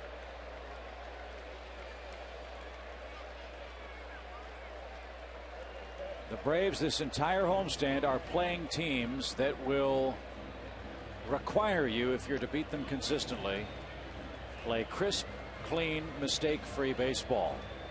Atlanta has yet to commit an official error in this game after committing 6 of them in that series with the Yankees. But already in this game tonight, their inability to move runners up, a balk, not backing up that play that allowed Pedroia to move up. Some of it's just anticipation and baseball instincts. You got it or you don't. Ground ball right side. Pedroia on contact, coming home, and the Boston Red Sox manufacture a run. It's 2-0. Everybody's looking around like they were surprised to see Martin playing back. Everybody else was in, and maybe Martin was back because J.D. Drew is such a very solid pull hitter. But look, everybody else is in, and had he been pulled in, that ball might have gotten by him anyway. But he's the only guy playing back. Maybe the Braves thinking we can live with one. Let's not keep the inning alive with Drew getting a hit. So that one run is in. It's a 2-0 game. Bases clear now for Youkilis. Yeah, that might have been part of the strategy, is the way J.D. pulled the ball to create some more range.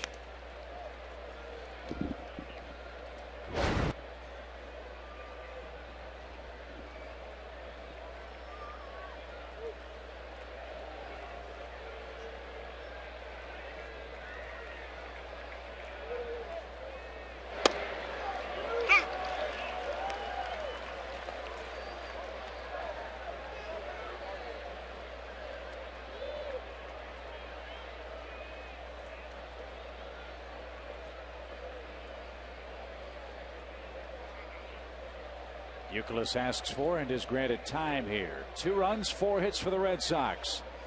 No runs, 5 hits, no errors for the Braves. A hit by Pedroia that should have been a single and wasn't. A balk and a ground out. And now a check swing back to the hill. And Jurgens makes the play for the second out.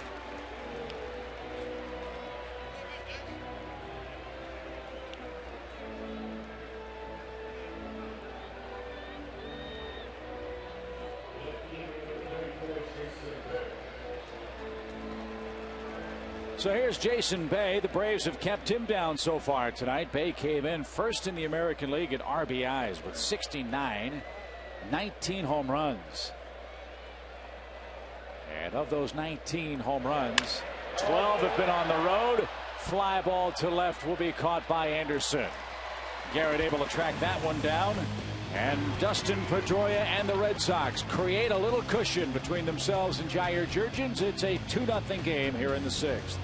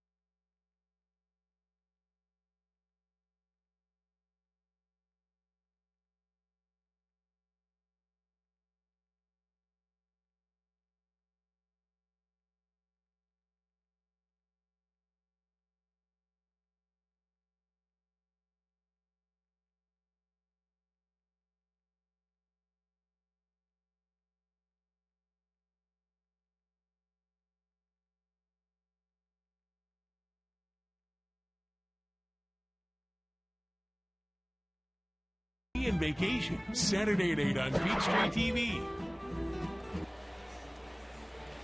It's 2-0 Boston. The Braves come up in the bottom half of the 6th inning. Garrett Anderson and Casey Kochman have 3 of Atlanta's 5 hits so far in tonight's game. You seen European Vacation? I have. There's a funny bit in there when they're doing that Oktoberfest visit, trying to do a little polka dancing. That was hysterical. So Garrett Anderson starts it off and pops it foul out of play for a quick strike. Right now the Braves just look a little listless to me. That's a little surprising, if I don't know if you agree or not, considering the magnitude of these games, the crowds that are here, the importance of these games. Obviously good pitching is going to make you look a little lackluster, and Beckett certainly provided that, but he's not been unhittable, and the Braves have had some chances in this game tonight to put a couple of runs on the board, and they've allowed themselves to be pitched off the hook. No, I wouldn't disagree with that. I would say there's some guys that have some energy and come to play. Come on, Andy. And there's some I'm not sure about. Which is telling in and of itself. Yeah.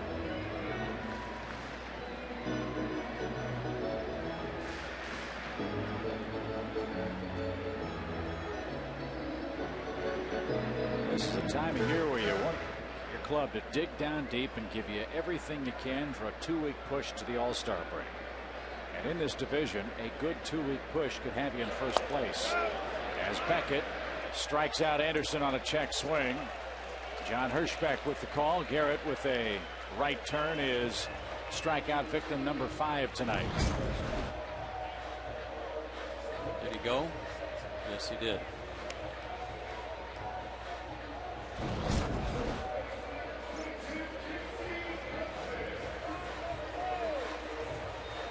This guy's got 2 runs to work with now, and as if he wasn't tough enough.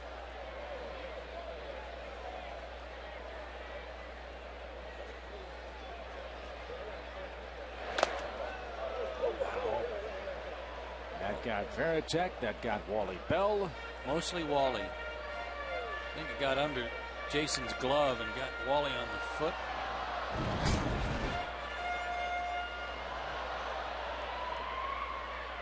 Yep. Just below that shin guard on the inside of his shoe. Casey Kochman's 3 for 3.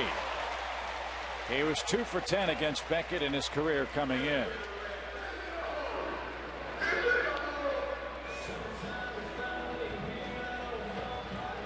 Braves need a comeback to gain some ground in the East. The Phillies are being no-hit by Ricky Romero after 6 in Toronto tonight. Florida and Tampa Bay tied 2-2 in the 5th. That's Josh Johnson pitching for the Marlins tonight. Mets losing to the Yankees 4-0 at Citi Field.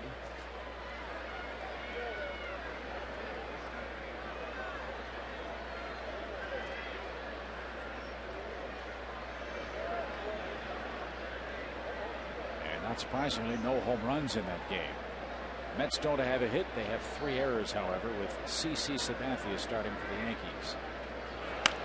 Francoeur drives one foul out of play for a quick strike.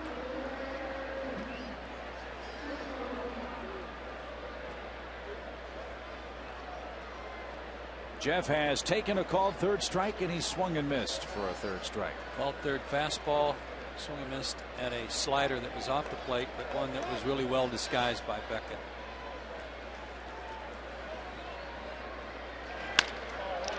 Sharply hit ball to short, and Pedroia a nifty turn. Casey Kochman slid and may have hurt himself. Casey Kochman may have slid and caught his spikes on the grass. He's 10 feet from the bag and is retired for Atlanta in the 6th.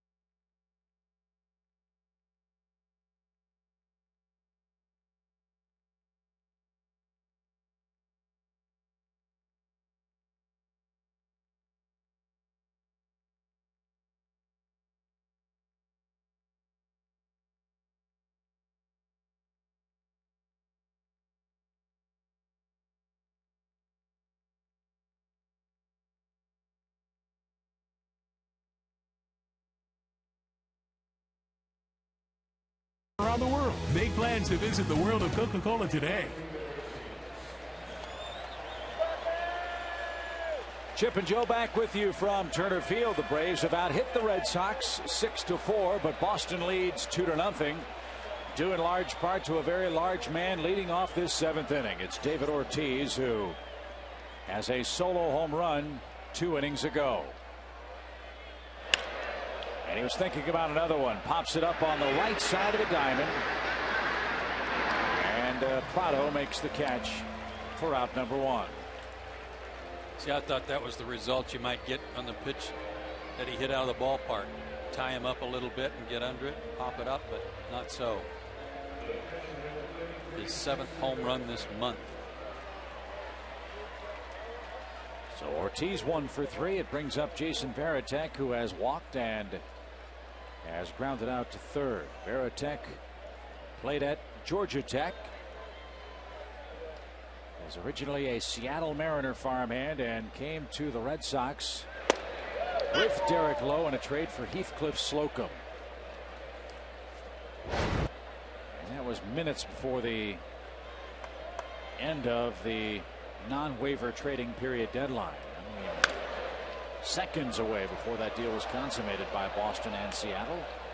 It doesn't have it in here in their media notes. It only shows that he signed with the Mariners as a first-round pick, but he was drafted out of high school, I believe, if not out of his third year at Georgia Tech, by Minnesota as a first-round pick and didn't sign. And not surprisingly, the Twins, like Joe Mauer, scout Michigan, Minnesota very well. Well, that's my point. It was after his third year at Georgia Tech. Twins drafted him as the 21st pick overall in '93, but he went back to school. How could things be different perhaps if he had signed with Minnesota, and where would Joe Mauer be? Yeah, maybe they'd been better and never had a chance to take Joe Mauer. Same story for Seattle. How much differently had things worked out had Varitek and Lowe stayed there instead of going to Boston. Full count from Jurgens, 3 balls, 2 strikes.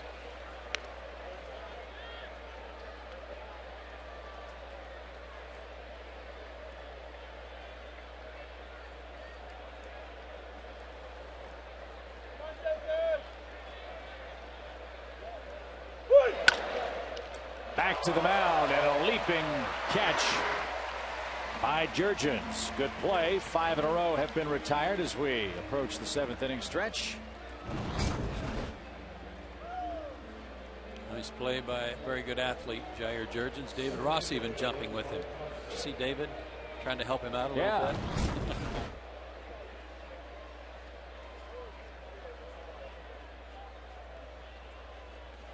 Here's Kotze. Mark 1 for 2. David Ross is so into the game, he's helping guys jump. Love to see that enthusiasm. Pitch to Kotze. Smoked up the middle. He's 2 for 3. Terry Francona paid Kotze the ultimate compliment about a week ago when he talked about how Mark fits in with this Boston club. And he said, look, he's not just a veteran, he's a great veteran. And by that, Terry meant so many players, when they're in the tail end of their careers, they still think they can play every day. They all want to play every day. And it's the guys who don't play every day that sometimes get a little bitter about it and aren't with the team first program. That's the antithesis of Mark Kotze. He is a team guy first.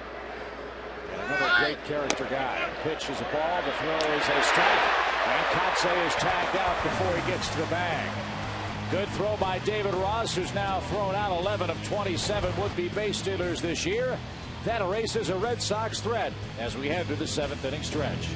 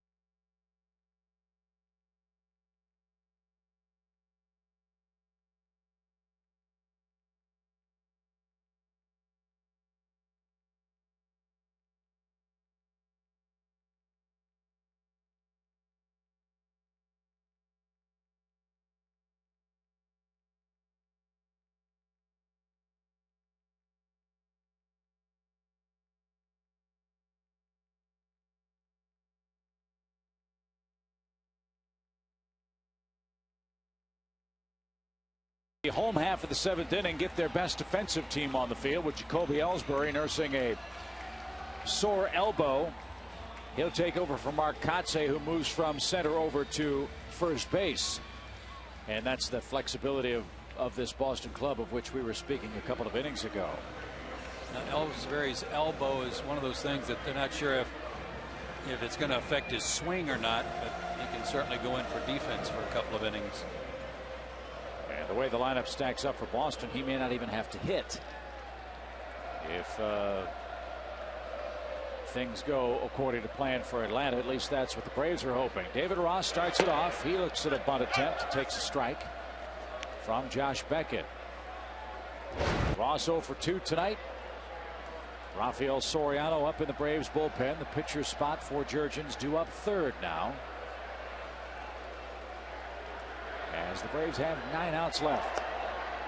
David Ross will fight you tooth and nail. He'll figure out some way to get on to try and beat you. In this case, he was just showing bunt. He might have dropped it down if he got a fastball, just trying to get on and get something started. He's a baseball player. White. And a rare backup catcher in that he's not a one-tool specialist. He can do a lot of things. We've seen him throw. He receives well. He's got power. Handles the staff well. I know there have been some good throwing catchers in the history of baseball, but his numbers rank right up there with the all-timers in terms of percentage. And what a quick release. He's around 38% for Ross for his career. That may be high. I'll check and see. 14 out of 30 this year. Popped up into shallow right. One man down. 36% for Ross in his career. 88 for 245 now, including his nab of Mark Kotsay. So Ross 0 for 3, and Diori Hernandez bats. We talked about Brian McCann unavailable to start tonight. Same story for Yunel Escobar. Yunel with that hip flexor problem. It flared up late last night. Gets tonight off and a day game tomorrow. Hopefully he'll be able to go against Tim Wakefield. Javier Vasquez will pitch for the Braves. That'll be a national telecast on Fox. Then Joe and Boog will be with you on Sunday for Tommy Henson and Brad Penny.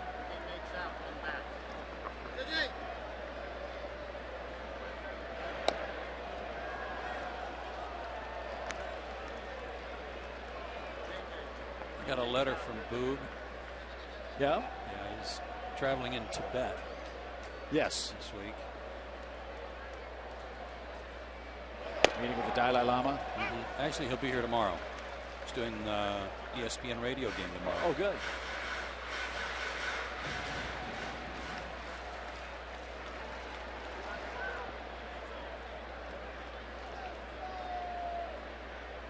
Bases clear. 1-2 pitch. Hernandez fought that ball off. Remember, we showed you earlier a pitch where he, on a slider, his hip pockets kind of dropped. Watch this. He was getting ready to get out of the way of this, and then decided, well, okay, it's a strikeout swing. That's what Josh Beckett does to you with that breaking stuff. Emergency cut. And he stays alive, hoping Beckett will make a mistake. Another emergency hack. Green behind the bag. Fields fires, and a stretch by Kotsay. A terrific play. A little smile on the face of Josh Beckett, thanking him for that one. He threw Hernandez another breaking ball and almost snuck it up the middle. Nick Green's got a real short arm action, and it came in handy there, running away from his position of throwing off balance. Good play.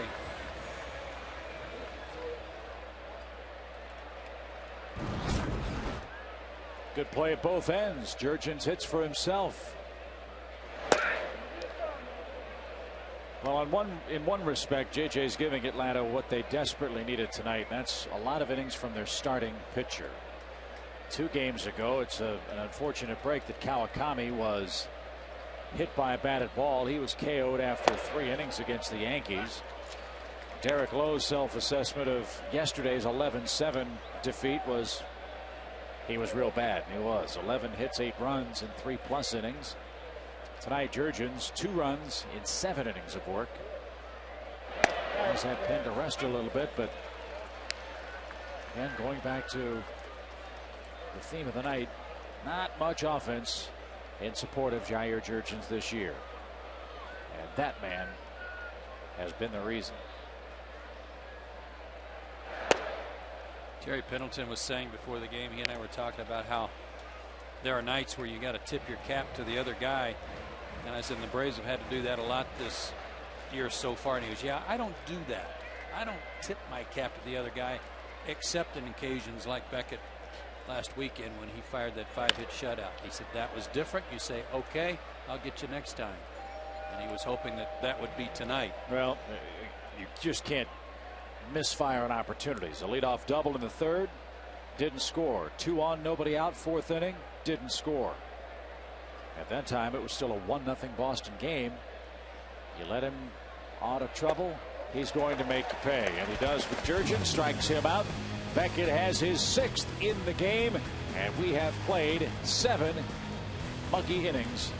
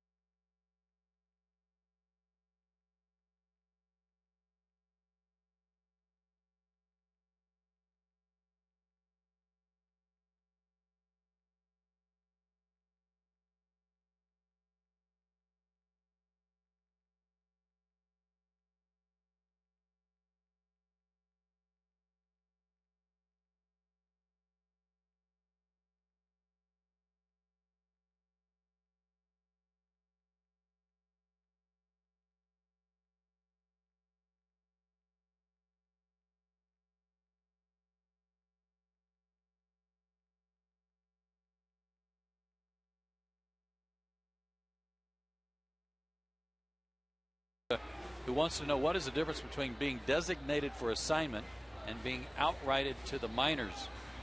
Paul, first, for a lot of veteran players, if the team is going to take them off their roster, they designate them for assignment, and there's about a 10-day period in there where they wait to designate them because they have to clear waivers, and another team might grab them. Blaine Boyer was in such a case earlier this year, and the Cardinals snapped him up, so he never really got outrighted. But if you go through that waiting period and nobody claims the player, then you can be outrighted to the minors, meaning you've been taken off the major league roster and you're now on a AAA roster. So, good question. Nick Green was on a AAA roster last year, and here he is starring for the Red Sox. And down a quick strike as Jurgens gamely battles on now. He has been incredibly efficient. 84 pitches now into this 8th inning. And he's thrown fewer pitches than Beckett, and it looks like Beckett may be done for the night. Julio Lugo is out on deck. Hideki Okajima, the left-hander for the Red Sox, is loosening up in their pen. And this is where you don't want to be late. Red Sox have the best bullpen ERA in baseball, and Okajima a big part of that.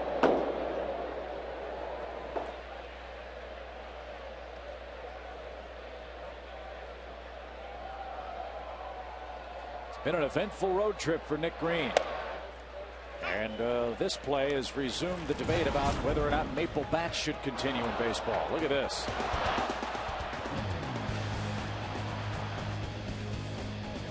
Good grief. And then it came down and could actually have hit him right in the head. Like a lawn dart just sticking in the dirt.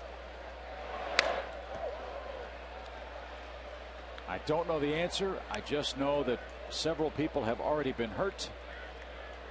And that smash off Elijah Dukes with the Red Sox could have been catastrophic for Nick Green. Thankfully it wasn't.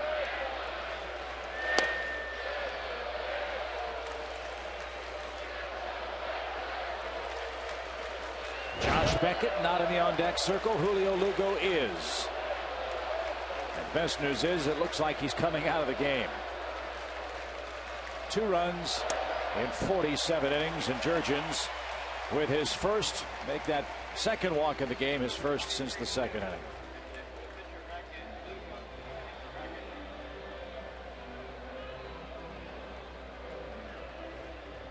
Seven more shutout innings for Josh Beckett with 6 strikeouts.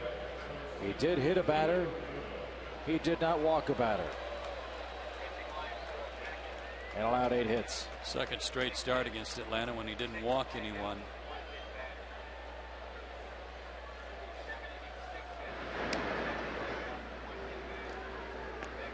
The start before the shutout of Atlanta in Boston, he pitched at Philadelphia and got rocked. 11 hits, 7 runs in 6 innings. Didn't walk anyone that night. His third straight start where he's not issued any walks. 98 pitches, 69 strikes for Beckett tonight. Braves will have the top of the order up in the 8th inning. Gotta hold him right here as Julio Lugo bats. Lugo has had some knee surgery, has dealt with a loss of range for the Red Sox, has had a few defensive issues as well. That has relegated him to the bench, but he'll move a little closer to the edge of the doghouse by laying down a perfect sacrifice that gets Green into scoring position for the top of the Boston order. And he's had some hits lately. His last 5 games, 7 for his last 10, I believe. Yep, 7 for 10 over his last 5 games. He gets a good greeting. Look who's there to greet him first. His manager, Terry Francona, for a job well done. And that's a big run out there at second base in the form of Nick Green. Here's Pedroia.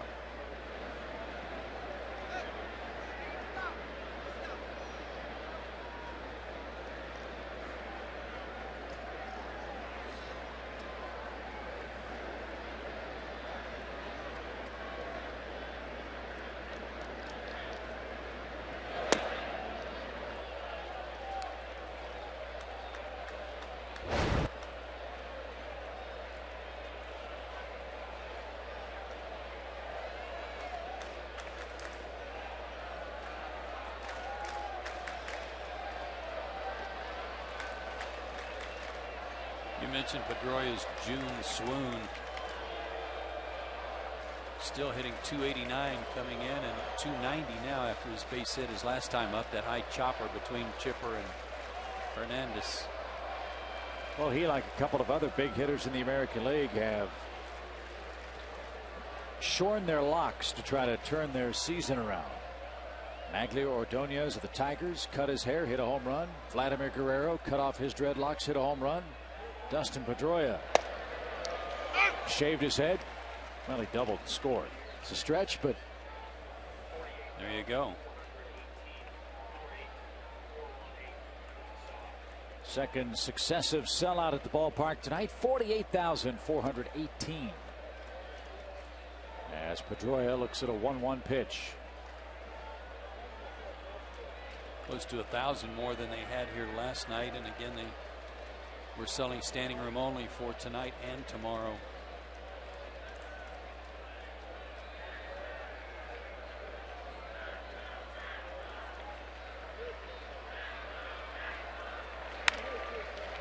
Fly ball foul right side by Pedroia. 1 ball and 2 strikes. Red Sox 4 games up in the East. They've swept the Yankees so far. They are 8-0 against New York. They'll next play them on August 6th. Braves enter play tonight, 4 games behind as well, but 34-38. Braves would be 10 behind Boston if they played in the AL East.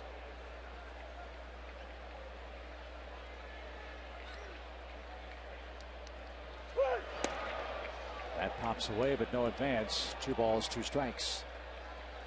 So big crowds expected here tomorrow. It's going to be a hot day for Tim Wakefield and Javi Vasquez. If you're planning on making your way to Turner Field, we hope you have pre-purchased your parking passes. Everything's by permit only.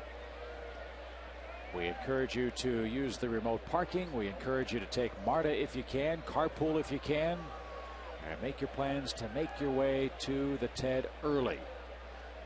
It will be a jam-packed afternoon in Atlanta. 4:30 start, 4:10 start tomorrow. 4:10 first pitch. Thank you. Just watching Kevin Youkilis over there, the top step of their dugout. He has a bat in his hand, but he was just holding up his right hand like he was holding a bat, working on his stance a little bit. Never happy just sitting.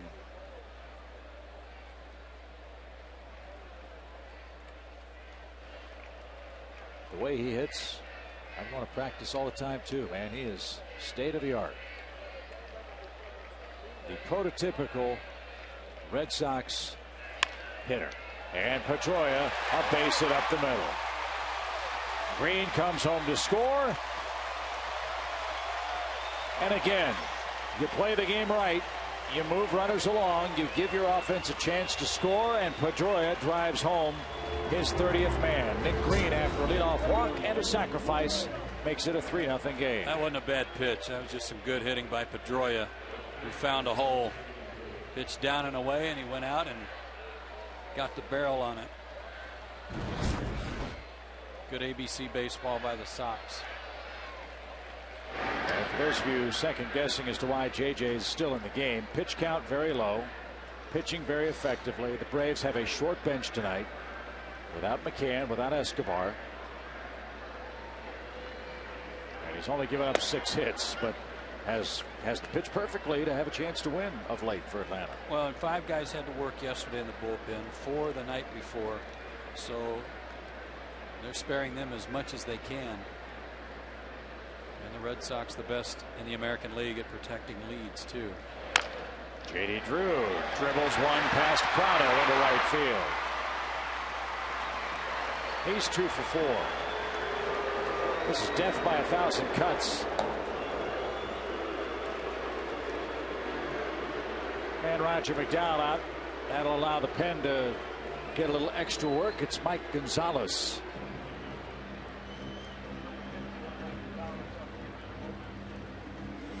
.99 pitches for Jair. This will buy a little time for Mike to get loose.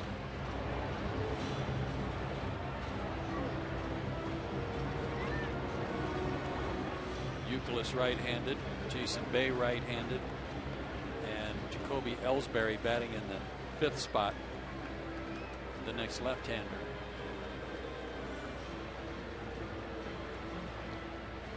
So while Roger chats with Jair Jurgens and David Ross, quick check of the scores. Minnesota 2-0 over the Cardinals in the 5th. Tigers 4-2 over Houston in the 4th. Texas 9-1 over the Padres. Brewers 5-1 over San Francisco after 5. Tampa Bay 3-2 over the Marlins. Yankees 4-1 over the Mets. Toronto 4-0 over the Phillies. Cubs win 5-4 against the White Sox. Milton Bradley a temper tantrum in the dugout. Lou Piniella sent him home during the game. And then Giovanni Soto won it with a home run late. Braves will see the Cubs on their next road trip. 1 ball, no strikes to Youkilis. Snapped a 4-game losing streak, so tempers were flaring.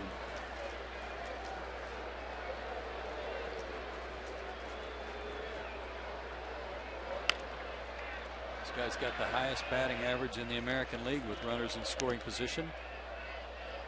379. That and a 440 on base percentage would lead you to believe that he hits for a high average, he drives in a lot of runs and scores a ton of runs.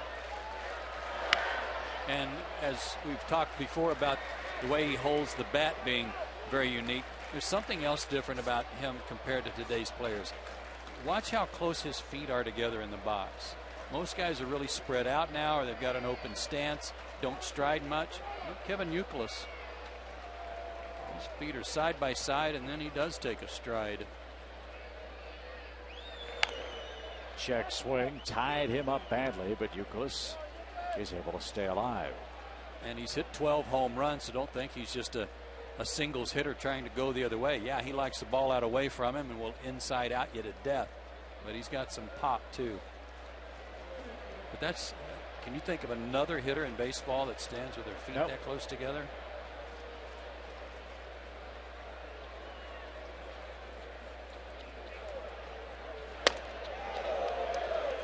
Two balls, two strikes. Did Edgar Martinez kind of have a knock-kneed stance like that in Seattle? I mean, that's, for some reason, his name comes to mind for me. It's been so long since I've seen Edgar hit. This is kind of a narrow stance version of maybe Moises Alou. Another balk. How is that a balk?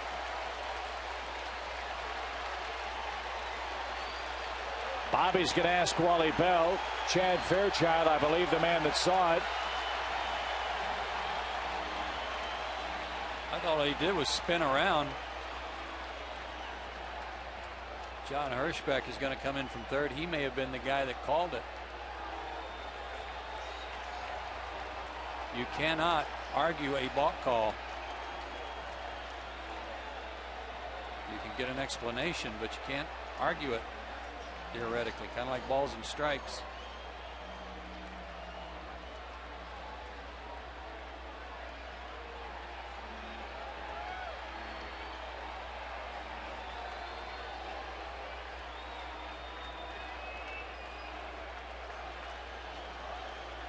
There's a little of that frustration we're talking about too. Sure. Bobby's trying to stick up for his pitcher who has thrown the ball great all year and has a .500 record. Bobby obviously disagrees with the balk call and not even a move to the mound. Oh, there was a twitch there. There was a little twitch toward the mound before he went back. We really could see it from center field. Clearly, watch him tilt, turn toward the plate. Right there. He did have a little flinch there, and that's what Hirschbeck must have seen. And again on replay, they got it right. That is a balk. And now Jurgens thought he threaded the needle over the outside corner. Didn't get that call. Count is full to Youkilis. I wonder how many full counts this guy's had in his major league career. And that's one of the reasons he's leading the league in on-base percentages. He's got a good eye. And that was very close. He hit the glove, but maybe not the strike zone. And now that one gets through. Ross Pedroia will come home and score. First and third on a pass ball. And there's a rundown between first and second. Youkilis is out. Youkilis got a little too aggressive. And the Braves were able to snuff that out. Not a bad play at all, especially if the runner at third is heads up to what you're doing, to just keep running on the pass ball. In this case, a wild pitch. Wondering if the defense is paying attention. And the middle infielders were. David Ross got the ball to them in quick order to get Youkilis. So two singles, a balk, a passed ball on a walk. Youkilis then retired 2-6-3 for the second out, and the Red Sox have scored 4 times.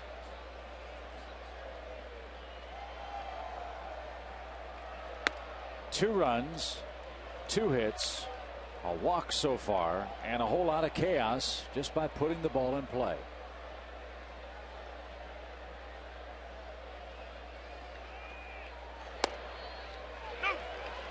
One ball, 2 strikes.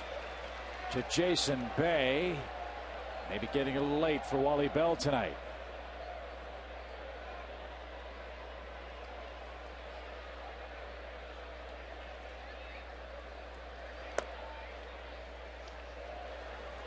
Jurgens now 110 pitches. They've made him work hard in this 8th inning. I think his season high is 120. It is 120 at Pittsburgh. In that game he lost 3-0.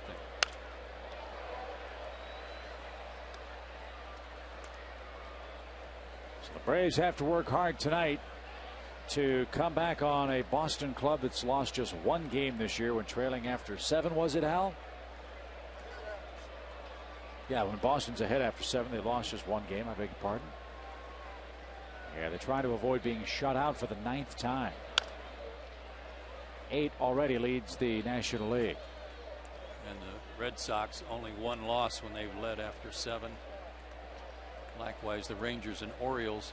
How about the Orioles with that record? George Sherrill part of that. Yeah, they've done a good job too.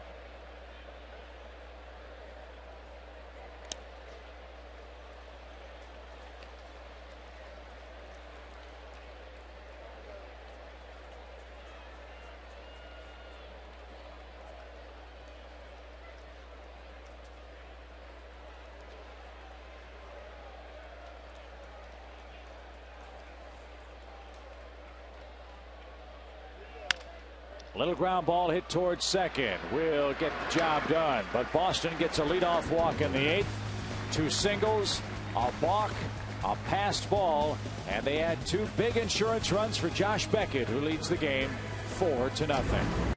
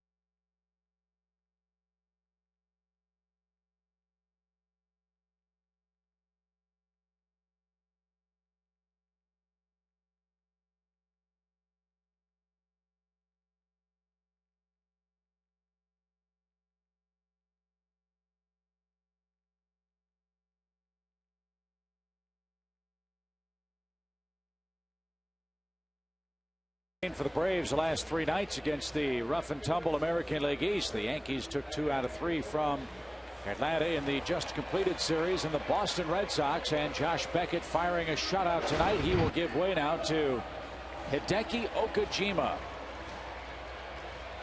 at the top of the Braves order coming up. Braves hit him pretty hard last Sunday at Fenway Park. He came in and worked the 8th. Kelly Johnson hit a double off of him. Anderson had a single. Prado a single. He gave up a run on 3 hits. Maybe they can go to work on him tonight too. 1 ball, no strikes to Nate McLeod, who has a single and a fly out to left.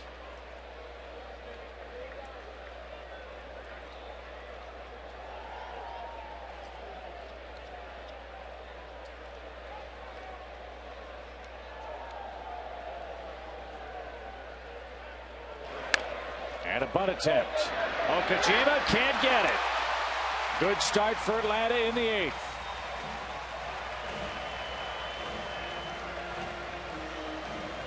Did McLeod pull something? Well, let's hope not. It's a great idea the way Okajima's head really snaps to the third base line. He doesn't even look when he's throwing the pitch. His head comes across so far.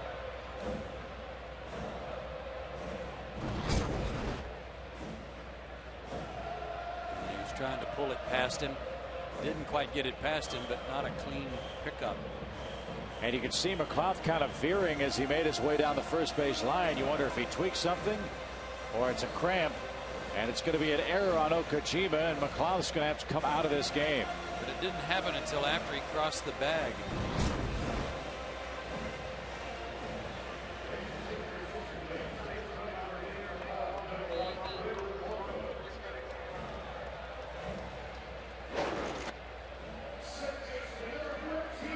So let's hope that the injury to McLeod is not a serious one. He's a huge part of this Atlanta attack. Gregor Blanco on a pinch run for him with Martin Prado up. Prado 0 for 3.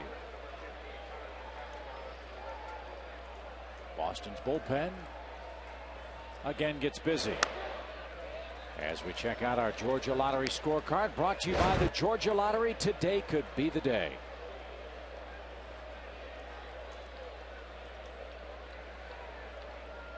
Scored that an E1. Yes.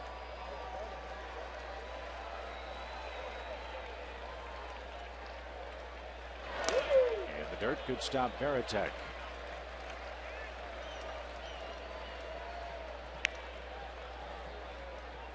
Guy's trying to bunt for a base hit, and you pull it down the line like that, and he can't come up with it cleanly. To me, that's a base hit. I'd have a hard time arguing with you on that one. Let's see a little hometown scoring on that particular play. So instead of a hit, McLeod gets charged in the bat instead of a 2 for 3 night. Right now it's 1 for 3.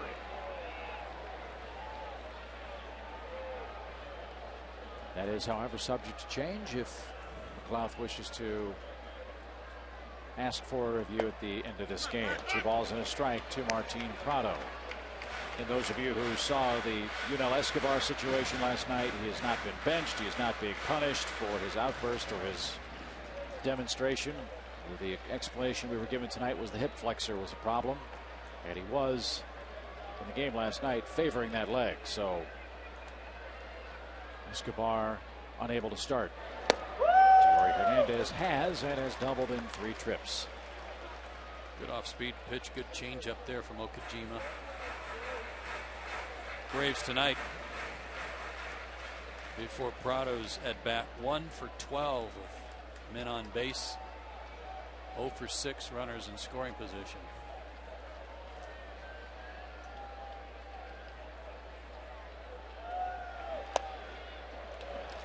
Prado works the count now. This is what you want. Feed the middle of your order with Chipper and Anderson next, and then Casey Kochman, who's 3 for 3.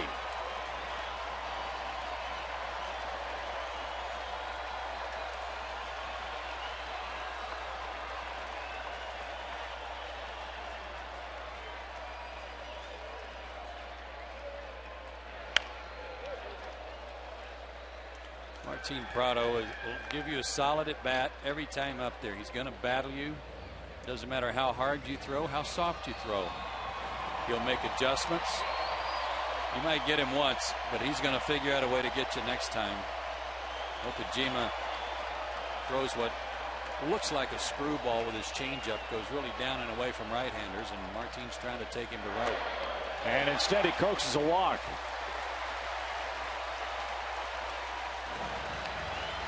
Two on, nobody out. Chipper Jones up. And now Terry Francona will head down to the bubble gum or the medical cabinet. Little nasal spray. If they had Tums available, he'd probably take a few of those. One swing of the bat makes it a 1-run game, and Chipper 0 for 3 tonight.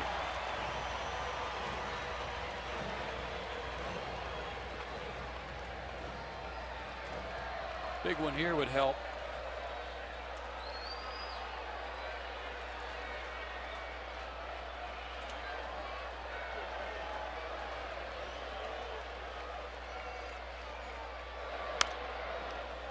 Well, they have pitched him on his hands all night tonight. Yeah, they have. 18 days since Chipper's last homer came against Zach Duke of the Pirates.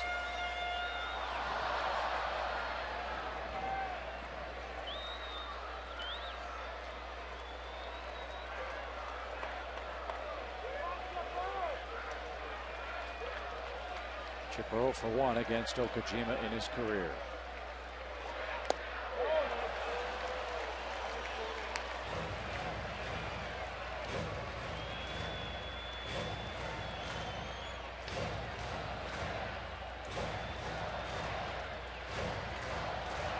See what he does, though, to try to put him away. Couldn't do that to Prado, but you might see that pitch that he turns over. Watch to see if he throws something that goes down and away from Chipper here off the plate.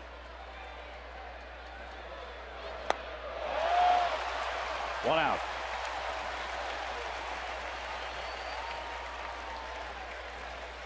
Watch Veritek. Veritek set up, kind of moved inside, and then he bounces out late. That's a veteran catcher not letting a veteran hitter see him move out away from him, and there's that, we'll call it a screwball for lack of a better description at the moment, but it's his changeup that he just turns over a little bit.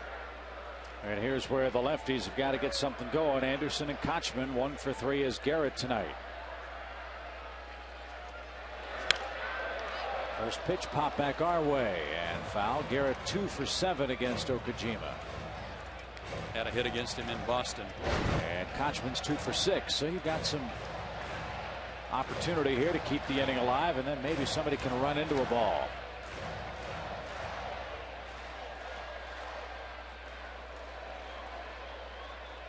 Jonathan Papelbon loosening in the Boston pen.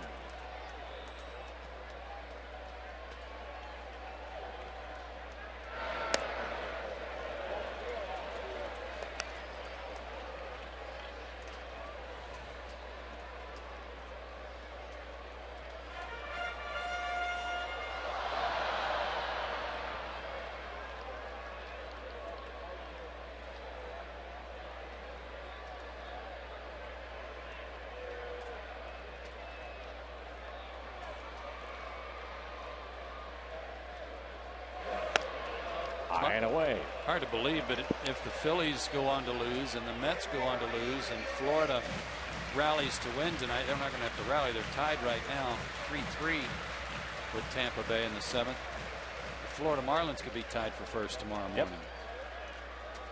Yep. They've won 5 in a row. Doesn't take much in this division to move up. 4 good days.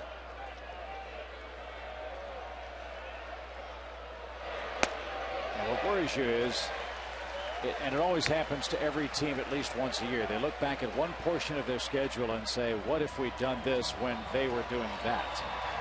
The they were doing that stretch is right now for the Phillies. They're playing very, very erratically. But then again, so are the Braves.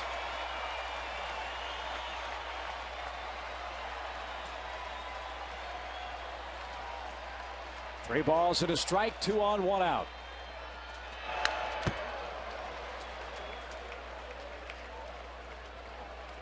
Here are the standings with Florida just a game back with their 5-game winning streak. Mets are losing 4-1 to the Yankees. Phillies are getting shut out by Toronto 6-0. That game's in the top of the 9th. Washington's getting clocked by Baltimore 11-1.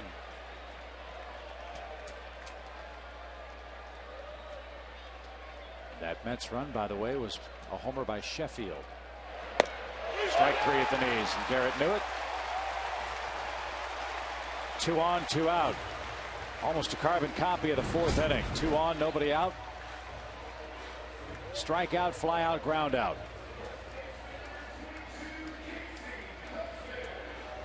Right there, took a little off, but it was right there. Good pitch. As you said, Garrett knew it. Braves still looking for a hit with a runner in scoring position tonight. They're 0 for 8. Casey Kochman may be the right guy. He's hitting .440 with 2 outs and runners in scoring position.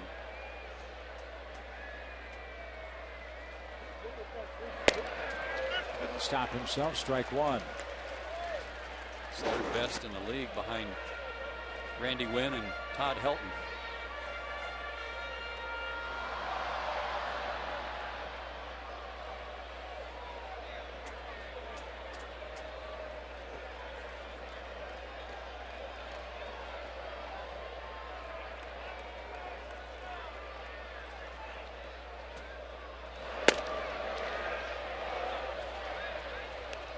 Kojima doesn't throw hard. That was 88. That's about the top end for him.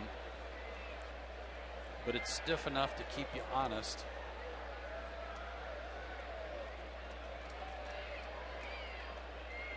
Kojima, 33 years old, out of Kyoto, Japan. Pitched with the Yomiuri Giants. Down the left field line. Plenty of distance, but slicing foul.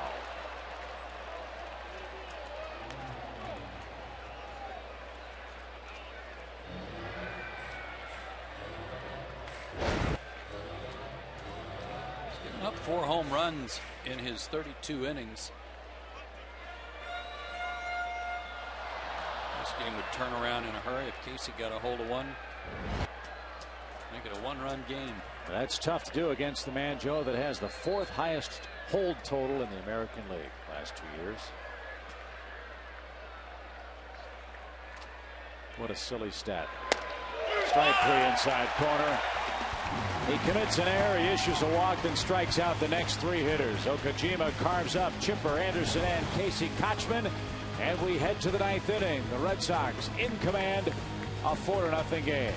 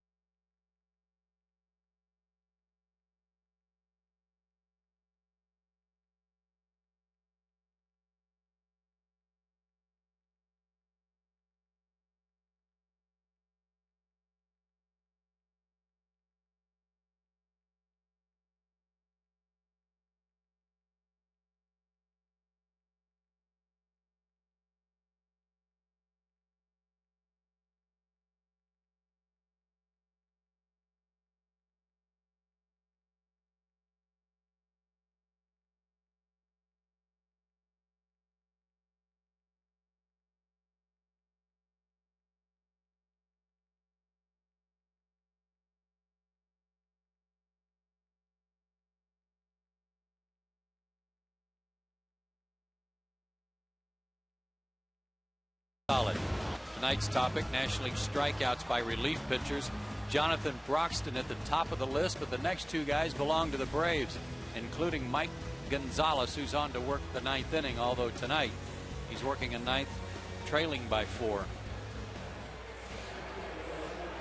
Talking with Hal Galima, our great stat man, before the game yesterday. Mike Gonzalez was a Red Sox for what, 5 minutes? About a week. As Gregor Blanco stays in the game. And Jacoby Ellsbury will start things off for the Red Sox in the 9th inning. And a couple of years ago, the Red Sox were trying to acquire Gonzalez and Brandon Lyon from the Pirates. That was the trade that sent Freddie Sanchez to Pittsburgh, but Lyon came down with a bad elbow. And then 6-7 days later, the Pirates reworked that deal. Gonzalez went back to Pittsburgh. Jeff Suppan went to Boston along with a bucket full of bucks. I was thinking Gonzalez and Freddie Sanchez went from Boston to Pittsburgh. They did. Okay. 1 ball, 1 strike to Ellsbury. Did I have that wrong? I think that's actually what you said. I just heard it differently. Yeah, when they came back, Freddie Sanchez went to Pittsburgh along with Gonzalez and Suppan, and $2 million, I think, went to Boston, is what I tried to say. Said it really well that time. Thanks. That's encouraging.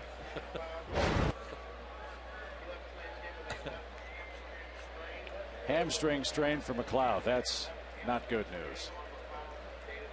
Looked like it happened just as he crossed the bag.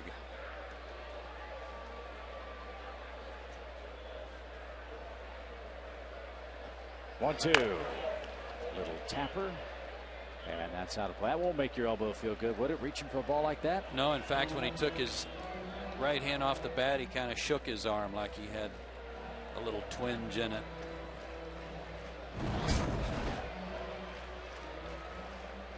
Right there trying to stop, and then sprained his ankle, and then shook his arm. Yeah, his elbow's great. Yeah. Phillies lost, by the way. Toronto beat him. Ricky Romero has been dealing the last month for that Toronto club. Fly ball to left. Garrett Anderson can't get there. So the Phillies, 37 and 34 now, have lost, I think, 10 of 12, maybe even more than that. They lose on the road in Toronto tonight. The Jays, 41 and 34. They're going to get Roy Halladay back soon. They're only 5 games out of first. Go Blue Jays. Yeah. Yankees winning 4-1. That game's in the 7th now. That was CC Sabathia for the Yankees in the Subway Series.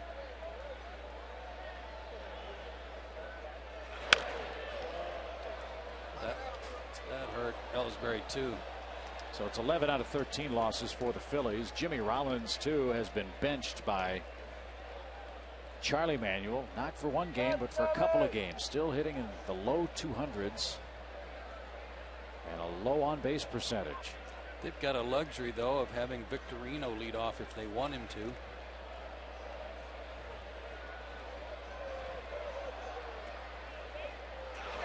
Uh-oh, that went all the way behind Ellsbury. No intent there. That just missed by about 6 feet. That missed by a lot. Guy in the front row was ready to catch that one. If the AT&T logo was the carnival target, Mike still wouldn't have gotten a stuffed animal. He missed it. Yeah, he did. Full count. Our scoreboard at the ballpark says 6-1 was the final in Toronto for the Blue Jays.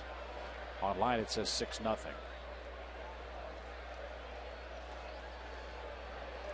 Romero beat Hamels as 4-4.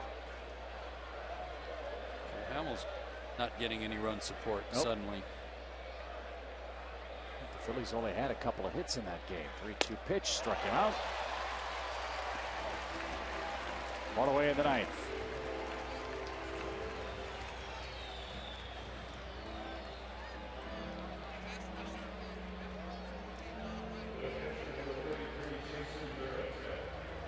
Here's Jason Varitek. If you have an organization and you have a young catcher that you think can be an all-star caliber player, when Jason Varitek is through playing, if I'm a major league general manager, I pick up the phone and I call Jason Varitek and I ask him, would you like to be a major league coach and work with player XYZ? This guy's preparation is unbelievable. He has notebooks that he carries around with every pitch that every one of his pitchers has thrown to every batter that the Red Sox have seen, and that is his database. I don't know that I'll be surprised if he coaches.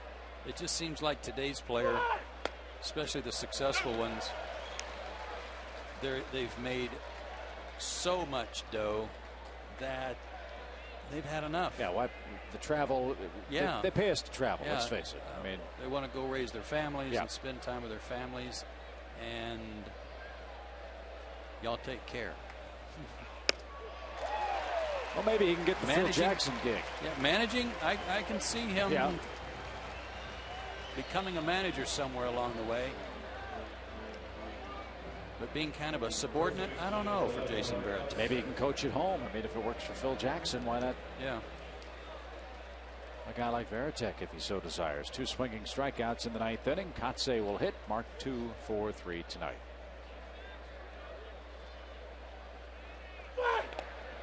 I wanted to take another look at McLeod running through the bag here and see if he kind of lunged at the bag maybe to try to beat this out, which might have caused the strain. He had a little stumble there. No, he ran right through the bag, but then started favoring his leg. Might have started, though, on that little bit of a stumble.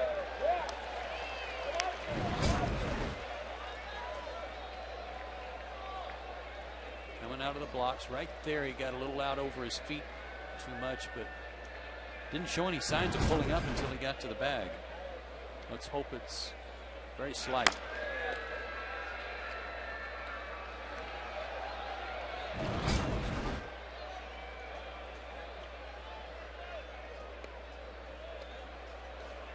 And you can see that was where he started getting a little gimp after he crossed the bag. 1 ball, 2 strikes.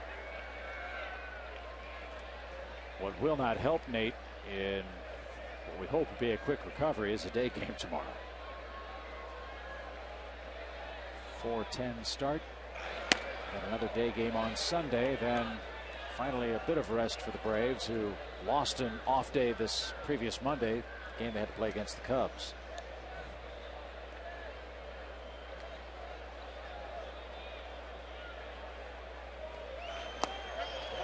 Mike Gonzalez strikes out the side in the 9th inning. Effectively wild was he. Now the Braves bats have to get something going. Down 4-0 to Jonathan Papelbon.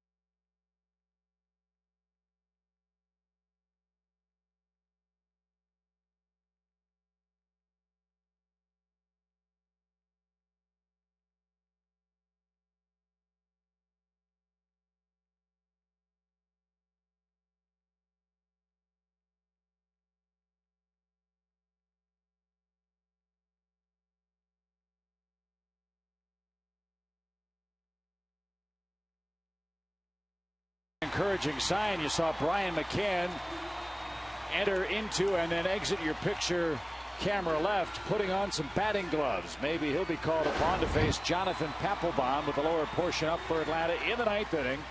It's not a save situation. The lead's too big for Papelbon, who's 17 of 18 when he is presented a save opportunity for Boston this year. And as you saw, he will walk a few guys. Down by 4 in the 9th. Be smart to take a pitch, see if he's on tonight.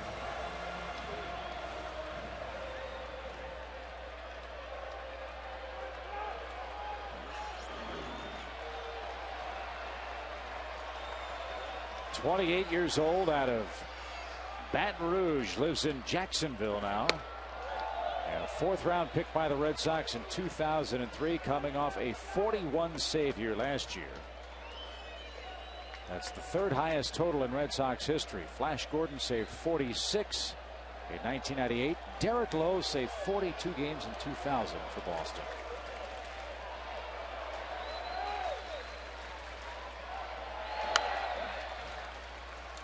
Pitched an inning last Sunday against the Braves on Father's Day, and with the score tied, he walked a batter with one out, gave up a single to Escobar, eventually loaded up the bases with another walk before striking out Matt Diaz to end the inning, and then Nick Green hit the homer to win it in the bottom of the ninth. And despite those struggles with control in the regular season this year, Papelbon has been money in the bank in the playoffs. Fly ball off the end of his bat, and that's right to the shortstop, Nick Green. One man down in the bottom of the ninth inning. Jonathan Papelbon, 25 consecutive scoreless innings in 16 postseason appearances. That's the most in history without allowing a run.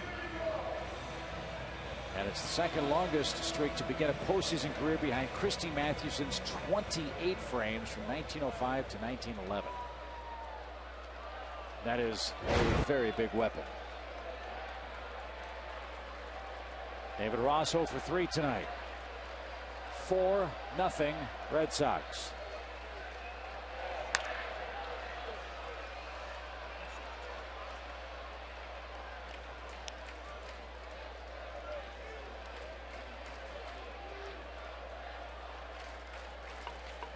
As you saw in that other graphic about the walks up to this season, he's been a strike throwing machine.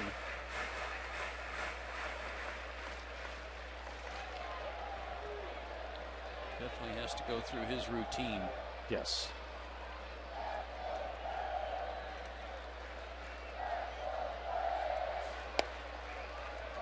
And as Joe Madden might say, there's a little bit of dig me in there.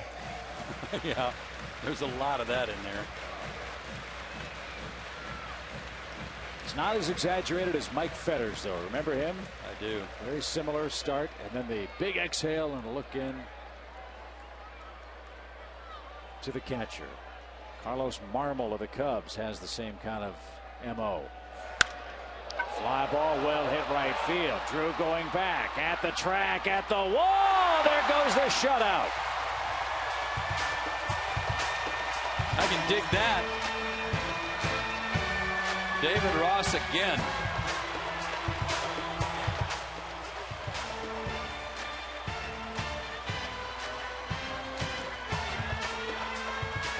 Kelly Johnson will pinch hit. The Braves have ninth inning life. Fastball up and away, and David Ross hit it up and away. Short, in fact, maybe no stride. Straight away right field. 6 homers now for David Ross. And how many at bats has he gone over 80 yet? Let's see, he's 1 for 4 tonight. Yeah, 82 at bats. Time for Kelly to get going here. He jumps on the first pitch and lifts it softly into left field. Bay is under. And Kelly's woes continue now. 9 for 69 in June. And Brian McCann indeed is able to pinch hit. He'll bat for Mike Gonzalez here. Brian unable to start tonight. A bout of dizziness the last couple of days. Maybe this is a sign he's feeling better and will be ready to go tomorrow.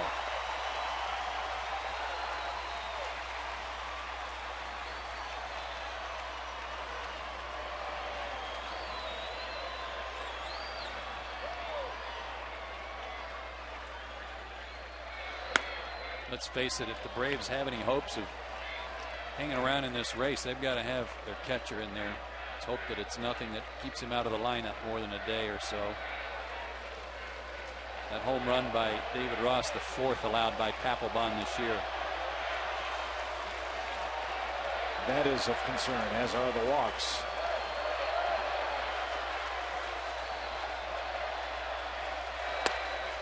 Inside corner, strike called. Red Sox have scored 4 runs on only 7 hits. They got the home run by Ortiz. That figures. Then they got the double by Pedroia, a balk and a ground out. That produced a run. And then a leadoff walk in the 8th led to a couple of runs, and a balk factored in there too. Well, they've had the leadoff man on 1, 2, 3, 4 times in this game. 3 of them have scored as McCann scorches one left center field. That'll hit the fence. Pinch hit double. He's amazing. Absolutely amazing. Sits over there for 9 innings. Fighting some dizziness or some lightheadedness. Comes in against a guy like Papelbon, another fastball up and away, and like Ross, he takes it the other way and almost hits it out of the ballpark. Brian McCann is something else. And the two Duluth high school products talk it over out at second base, McCann and Nick Green.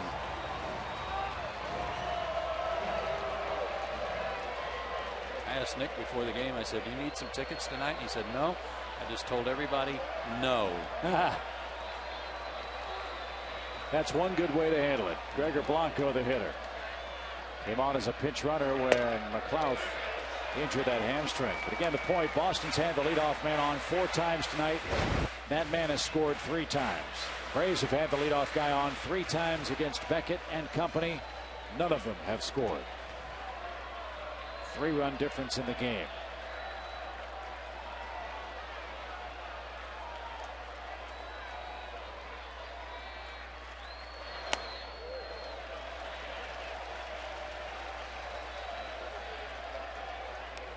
They are 0 for 9 tonight with runners in scoring position.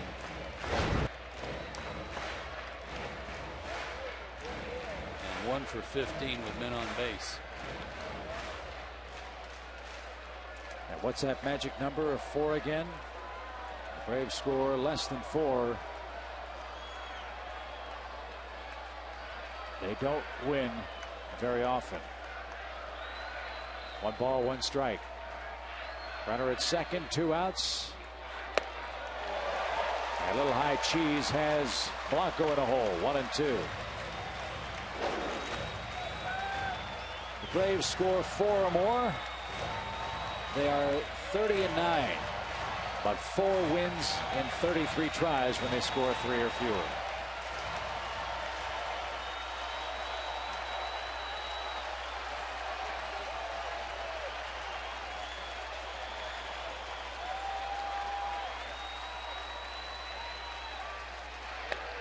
Ball game over. Jonathan Papelbon gives up a homer and a double in the 9th inning. And the Boston Red Sox win Game 1 of the weekend series in overwhelming fashion. Josh Beckett continues his run of dominance over the Braves. He goes to 9 and 3. And more rough luck for Jair Jurgens. The Braves again fail to support him. And the Braves fall to 34 and 39 on the year.